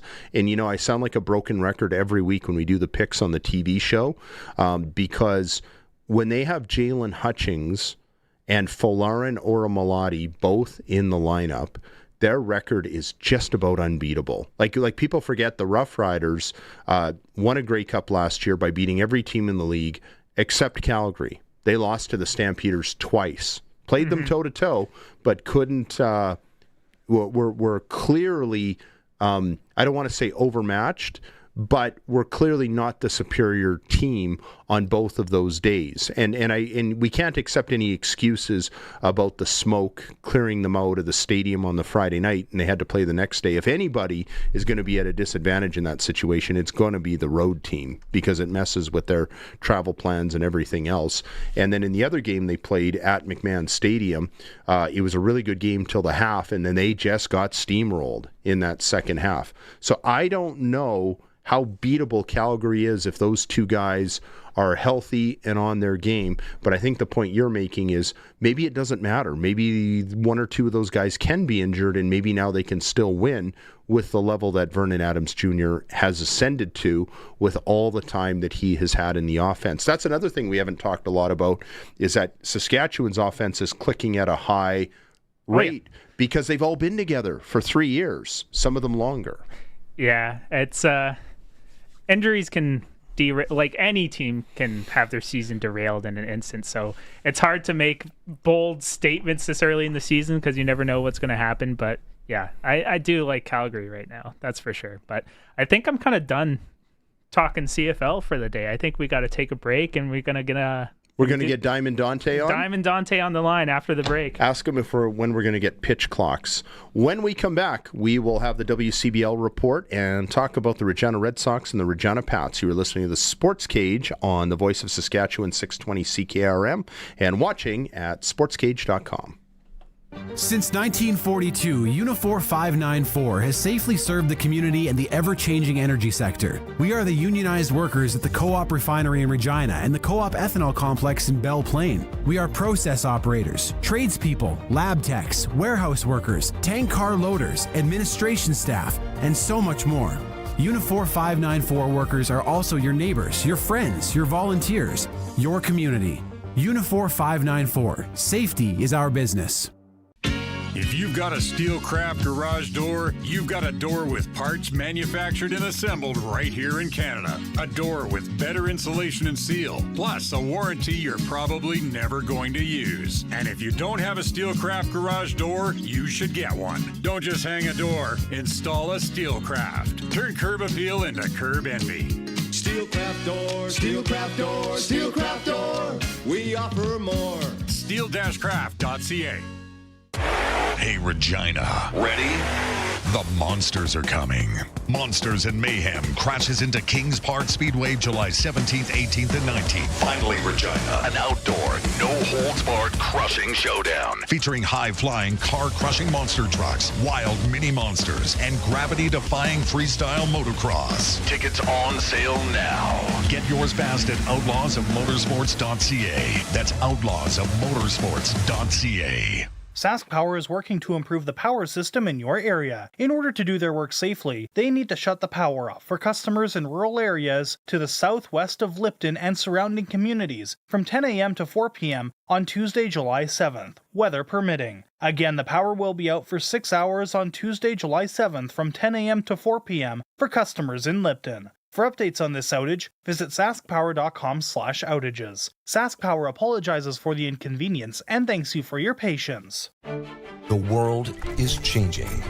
From the misuse of AI and the rise of deepfakes to the dangerous spread of misinformation, it's getting harder for Canadians to separate fact from fiction. That's why having a trustworthy news source is vital. At Global News, we're committed to objective journalism that cuts through the noise. Stick to the facts. Global News, Canada's trusted news. Text CKRM 306-936-6262. Powered by Prairie Land Rentals. From power tools to skid steers, they probably have what you need for your job. 600 Albert Street, where you deal with the owner. It's time for the Sports Ticker, brought to you by Steelcraft Doors Regina, made in Western Canada for Western Canadians. Well, the Blue Jays are back tonight on the West Coast. People who have things to do after work will actually get to watch the Blue Jays tonight because they're playing late Pacific time. That will be a 7:45 opening pitch. Kevin Gausman is going to go on the mound against the Giants. Landon Roop the other way for the San Francisco Giants. I used to get excited about these games when they had NL rules, but then that all disappeared, and the world just continues to slip through my fingers. Western Canadian Baseball League action tonight. The Regina Red Sox are playing in Saskatoon against the Berries. That is a 7 o'clock opening pitch. And the Weyburn Beavers are home to the Medicine Hat Mavericks. That is also a 7:05 opening pitch at Tom Lang Park. Weyburn and Regina almost neck and neck in the standings. So Regina 5th in the East Division and Weyburn just a half game up on the mighty Regina Red Sox, who we'll talk about momentarily with Dante DeCaria. The Sports Ticker is for Steelcraft Doors Regina, made in Western Canada for Western Canada. Showcasing the boys of summer. Time for another edition of the Sportscage Regina Red Sox Report on 620 CKRM. Brought to you by Unifor 594. Energy workers. Putting the care in career since 1942. Safety is our business. Well, very pleased to be joined on the Western Pizza Hotline by our good friend Diamond Dante DeCaria. Hey, you do a lot of radio broadcasts for hockey, and you hear all those fancy jingles on the commercials. Do you ever get them stuck in your head where you end up singing them? In the past, yes, but yeah, no, I don't know about that one, Brennan. Steelcraft doors, dun dun, we offer more, dun dun dun dun dun dun. You feel me? Yeah, I do. Okay. All right, that's all I got. Hey, before we talk about the Red Sox, thanks a lot for not giving me the scoop on who the new Regina Pats head coach was. I really expected you'd come through and leak that out for us, and it just didn't happen. It seemed like it was the best kept secret. And I get a lot of questions. Who is this guy from down east? And, maybe when I was younger and not so thoughtful, I might have not liked the idea that they didn't go with somebody local. But they did bring Dante DeCaria from down east. And things have worked pretty good with the Moose Jaw Warriors. They hired Stuthers from down east, who brought along O'Leary, and I think things have gone pretty good for the Moose Jaw Warriors. So maybe it's just a good thing that they're getting the cream of the crop from all around Canada. Yeah, and to answer your first question, Brendan, I actually didn't know who the head coach of the Regina Pats was going to be up until the Friday before the Monday morning announcement. I was in Okotoks, Alberta, at the Dogs Academy tournament. Got to see an Okotoks Dogs and Moose Jaw Miller Express game with my team. It was a really fun tournament, so that was awesome. Was not expecting any sort of announcement at all, so I actually didn't know anything at all. But yeah, to answer your question about Dave, Dave's not only a hockey guy, but he loves baseball as well. His son, in fact, is one of the top young baseball players in Ontario. So looking forward to working with him. Dave and I have had some great conversations about baseball, and he's currently looking to buy a house here in Regina. So that's awesome that he's moving his family out to Saskatchewan. But yeah, I mean, to me, I don't think really it mattered geographically where that person came from for Gil Durkach, Gord Pritchard, and Tristan Fry on the management side of things. I think they were just looking for the best head coach and the best person to lead this team back, obviously, to potentially a deep playoff run in the next year or two. And I'm really bad for just using first names. David Bell, the new head coach of the Regina Pats, who spent a good whack of time with the American Hockey League's Belleville Senators, the farm team of the Ottawa Senators. And it's almost like, I feel like it's kind of akin to a John Paddock hire who had a lot of success at the American Hockey League level before coming to Regina and turned out to be, certainly for a while, an all-star hire for the Regina Pats. It's almost like we're going back to the same well as when John Paddock came around. Yeah, that's a great point that you bring up, Brendan. I mean, I don't remember, but I hear stories of when John Paddock was hired as the general manager and head coach of the Pats back in 2014, and he really kind of changed the franchise. And I think Dave Bell is going to be a huge piece of the organization. He brings a ton of experience both at the American Hockey League level and obviously at the OHL level as well. He's somebody that, from what I understand, is a really good communicator, builds really good relationships with the players, their agents, and their families as well. And to me, he's the perfect fit for the Regina Pats. That's not to say that Brad Haroff did not do a good job. I think he brings in a good support staff with Del Pedrick and Terrace McEwen, who were both, hired early or late last week by the Regina Pats. But anytime you can coach close to 10 years in the American Hockey League means you're pretty good at your job. So obviously Dave Bell comes well regarded. I had a good conversation with Al Miller this weekend as well at a wedding, Tristan Fry's wedding, actually, in fact, and he spoke very highly of Dave and had never worked with the man before. So also another cool tidbit is he played 4 years under Brian Kilray when he obviously played for the Ottawa 67s and learned a lot from Brian Kilray. Of course, Brendan, one of the best coaches in CHL history. So has been around a lot of good hockey minds, and himself is a very good hockey mind as well. The Baltimore Ravens of the National Football League had the same head coach for a long time up until this offseason when they parted ways with I almost forgot his name, John Harbaugh. And they brought in a new head coach. And the guy who was the coach before Harbaugh, Brian Billick, did an interview not very long ago who said, it's never good to have the same guy coaching for more than 10 years. All the Ravens are doing here is just kicking the tripod, changing the angle a little bit. Is that maybe what a coaching change does for the Pats or for anybody else? Yeah, I mean, also you have to remember that the Regina Pats, had a shift in management over the last year. I mean, Al Miller, who hired Brad Haroff a handful of years ago, departed for Hockey Canada, and Tristan Fry was promoted to the assistant GM, and Dale Durkash was promoted from assistant GM to director of hockey operations and general manager. So really felt from listening to Dale's press conference that, he wanted to make a change, felt like there was a new voice needed in the dressing room for this group. And, obviously from what we've seen with a full coaching staff, new coaching staff, that Dale Durkash wanted to make a change and wanted to hire his guys, just like Al Miller did a handful of seasons ago. And Al Miller really didn't make a ton of changes to the coaching staff when he joined the team, other than promoting Brad and at the time hiring, Evan McFeeters and then Ryan Smith and keeping Ken Schneider along for the last, 2 or 3 seasons. So I think, Dale Durkash wanted to put his fingerprints on the team as well, which is to be expected when you're the GM of the team. I mean, Brad had a year left on his contract, and Dale obviously wanted to see things through with Brad. And considering the change that they made, they felt obviously it wasn't a good fit. And, they elected to not renew Brad and Ryan's contract with Ken Schneider retiring. So it was an opportunity for Dale to kind of go to a full clean slate and hire a staff that he wanted, go through the interview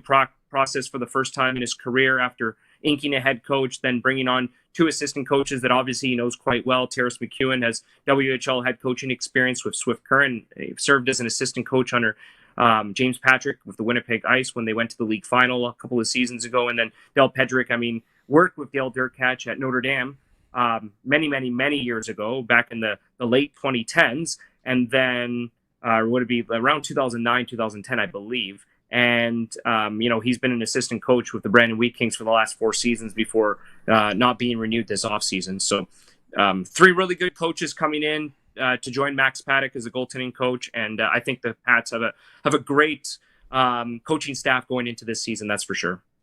My goodness, Del Pedrick was coaching when I was covering junior, so that's how long he's been around. So interesting mix of young guys and gray hairs, which I guess every staff needs to have. Hey, little bit about the Red Sox. Somebody asked a question does the WCBL have a pitch clock? And I explained to them no, but maybe it will come in at some point. Do you have anything to add to that when it might happen? Let's hear it. Okay, well, so I don't have anything to back this up. I've not talked to Gary. I haven't been at any of the owners' meetings or anything like that.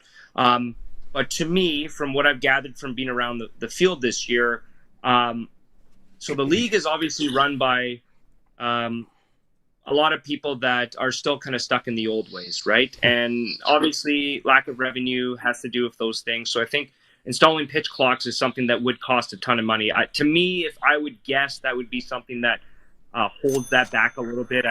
Exactly. The dollars, they come up with everything. And it does cost a lot to install. You look at some of the community old franchises such as Moose Jaw, Weyburn, etc. Are they willing to fork up the coin to do that? That remains to be seen. Yes, I do think the pitch clock is needed. The games are taking a little bit too long for me. But yeah, I mean, I don't want to be a damper on the league, but I think what it comes down to as well is that there's so many summer collegiate leagues across North America. There's so many options for these guys to play. And, I feel right now in the sport of baseball in general, the lack of pitching depth is not there. I mean, there's just a lot of guys that know how to throw the baseball, but don't know how to pitch and have a lot of command issues. And a lot of times people ask me, why does a WCBL game take so long? And I say, well, pitchers have the inability to throw strikes consistently. There are guys that can throw strikes, but there are some guys that can't throw strikes at all, Brendan. And that's why you might, see a 3.5, 4.5 hour baseball game. And that's just the way the game is right now. Not a fan of how the game is played in that aspect. I would like guys to pitch to contact a little bit more, but it's just the way baseball is trending right now, and hopefully we do see a change someday. I think that we need more, what you're trying to say, and I'll shorten that for you, we need more Dante DeCarias and Dustin Mulliken as pitching coaches in the WCBL, so hopefully we can get on that, and maybe a pitch clock. It comes down to, it's not even just that, it comes down to a mentality as well. Guys pitching for a strikeout versus pitching for a ground ball, guys pitching for a strikeout versus pitching for a lazy pop-up in the infield or a medium depth fly ball to center field. Guys really care about their strikeout numbers, which is obviously to be expected. That's something a pitcher can control. You can't control if the defense makes a play or not. So that's also just part of it. It's the mentality thing as well. And guys are so focused on velocity that they don't really understand on how to change speeds and how to pitch and, how to hit the corners and pitch up, down, inside, outside. Guys got to quit worrying about velocity and worry more about wins and getting off the diamond quickly, because your infielder is going to perform a lot better behind you if they're awake, and they're going to be a lot more awake if you have Mark Burley pitching on the hill than some stiff who's just worrying about his velocity. Hey, quickly, what do our Red Sox need to do to get back to the 500 mark here before the I was going to say before the All-Star break, but I think we're past the All-Star break or coming up on it. Yeah, you're coming up on the All-Star break soon. That's right around the corner. Red Sox have a fairly busy week coming up. You play Saskatoon Berries. They're a good team. They're a division rival. I mean, to me, what's been tough is that, the Red Sox have had a hard time stringing together wins against, Swift Current, which is a team that is battling for, position in the Eastern Division standings right now. And the Red Sox have had difficulty with Weyburn, and obviously Moose Jaw is a good team as well. And you've got some Alberta teams coming up this week. Okotoks is in town on Thursday at Curry Field, and Sunday 2:00 start at Curry Field as well. But Red Sox have played in 10 one-run ball games this season. They're 1-9 in those one-run ball games. So they need to find a way to win those close games and need to be very consistent. It seems like when the offense is going, they don't get pitching, and when the pitching is going, they don't get offense. They seem to not get both of those aspects at the same time. It kind of reminds me of my U13 baseball team. It seems like the other day we're playing Moose Jaw, and we got two really good pitching performances from two of my kids. To me, their best pitching performances of the season. And then the bats go quiet. And, meanwhile, we go to Swift Current on Saturday and we lose 22-21. And the offense is going, but the pitching isn't going. So Kind of reminds me a little bit of the Red Sox. I mean, tough to win a game 20-9 on Saturday against Swift Current, and then you squeeze out an 8-4 win against Moose Jaw yesterday, but you lose 8-7. So got to find a way to be a little bit more consistent. They went 3-3 last week, but Brendan, I think defensively they need to be better. They need more depth on the mound, and the offense just needs to, keep it rolling. They do have some good hitters. I actually do like their offense, but they just need to get some more consistent pitching performances. I know we're really tight for time, so in under 60 seconds, do we have any clarity what the heck is happening with Energy City Cactus Rats and their ballparks? I have no idea. I actually haven't been following it quite closely. My brain can only take so much, and I've got so much on my plate with, Pats, ramping up. I've got Red Sox here. I've got, my baseball team as well, and Team Sask tryouts coming up on Wednesday. So, and then Team Sask at the end of the month. So lots going on in my life, and haven't really looked too much into the Energy City stuff. Well, I'm building a new ballpark, too, out by Kipling, Saskatchewan, for a Major League Baseball franchise, and it'll probably be ready about the same time. The ballpark in Energy City will be ready for the Cactus Rats to welcome people to come and watch. Dante DeCaria, good of you to join us. Thanks, and enjoy the rest of your summer if we don't talk again. Thanks for having me, Brendan. Appreciate it. Okay, that is Dante DeCaria with the Regina Red Sox and the Regina Pats, and I guess it was a little more of a Pats report than a Red Sox report, but I love visiting with Dante. Usually we talk way more baseball in the wintertime, so it's only fair that I flip it the other way here in the summer. Special thanks to all of our guests who came on the show, of course, Darian Durant, Dante DeCaria, and also Andrew Harris, the running backs coach for the Saskatchewan Roughriders. Special thanks to Curtis Gammon and all the hard work. Oh, thank you, Brendan. I appreciate you coming in on short notice and helping a guy out. I was a little nervous first thing in the morning when Tegan texted me and it's like, I'm not feeling good, and it's like, oh man, today's gonna be a long day. It's been an honor to feel like Matt Stairs and be a pinch hitter extraordinaire.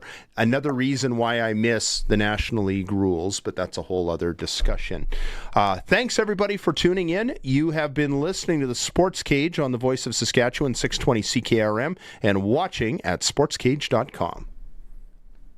It was a move that shaped the future of healthcare in Canada. I'm Ryan Young, and this is 100 years of CKRM. On July 1st, 1962, the Saskatchewan Medical Insurance Act came into effect against the wishes of the Saskatchewan College of Physicians and Surgeons, led by President Dr. Harold Dalgleish. Fearing backlash for the medical profession, Dalgleish called on Premier Woodrow S. Lloyd to repeal the act. When the government refused, Saskatchewan doctors took action. For 23 days, they went on strike, calling out fundamental conflicts. Thousands marched on the grounds of the Legislative Building in Regina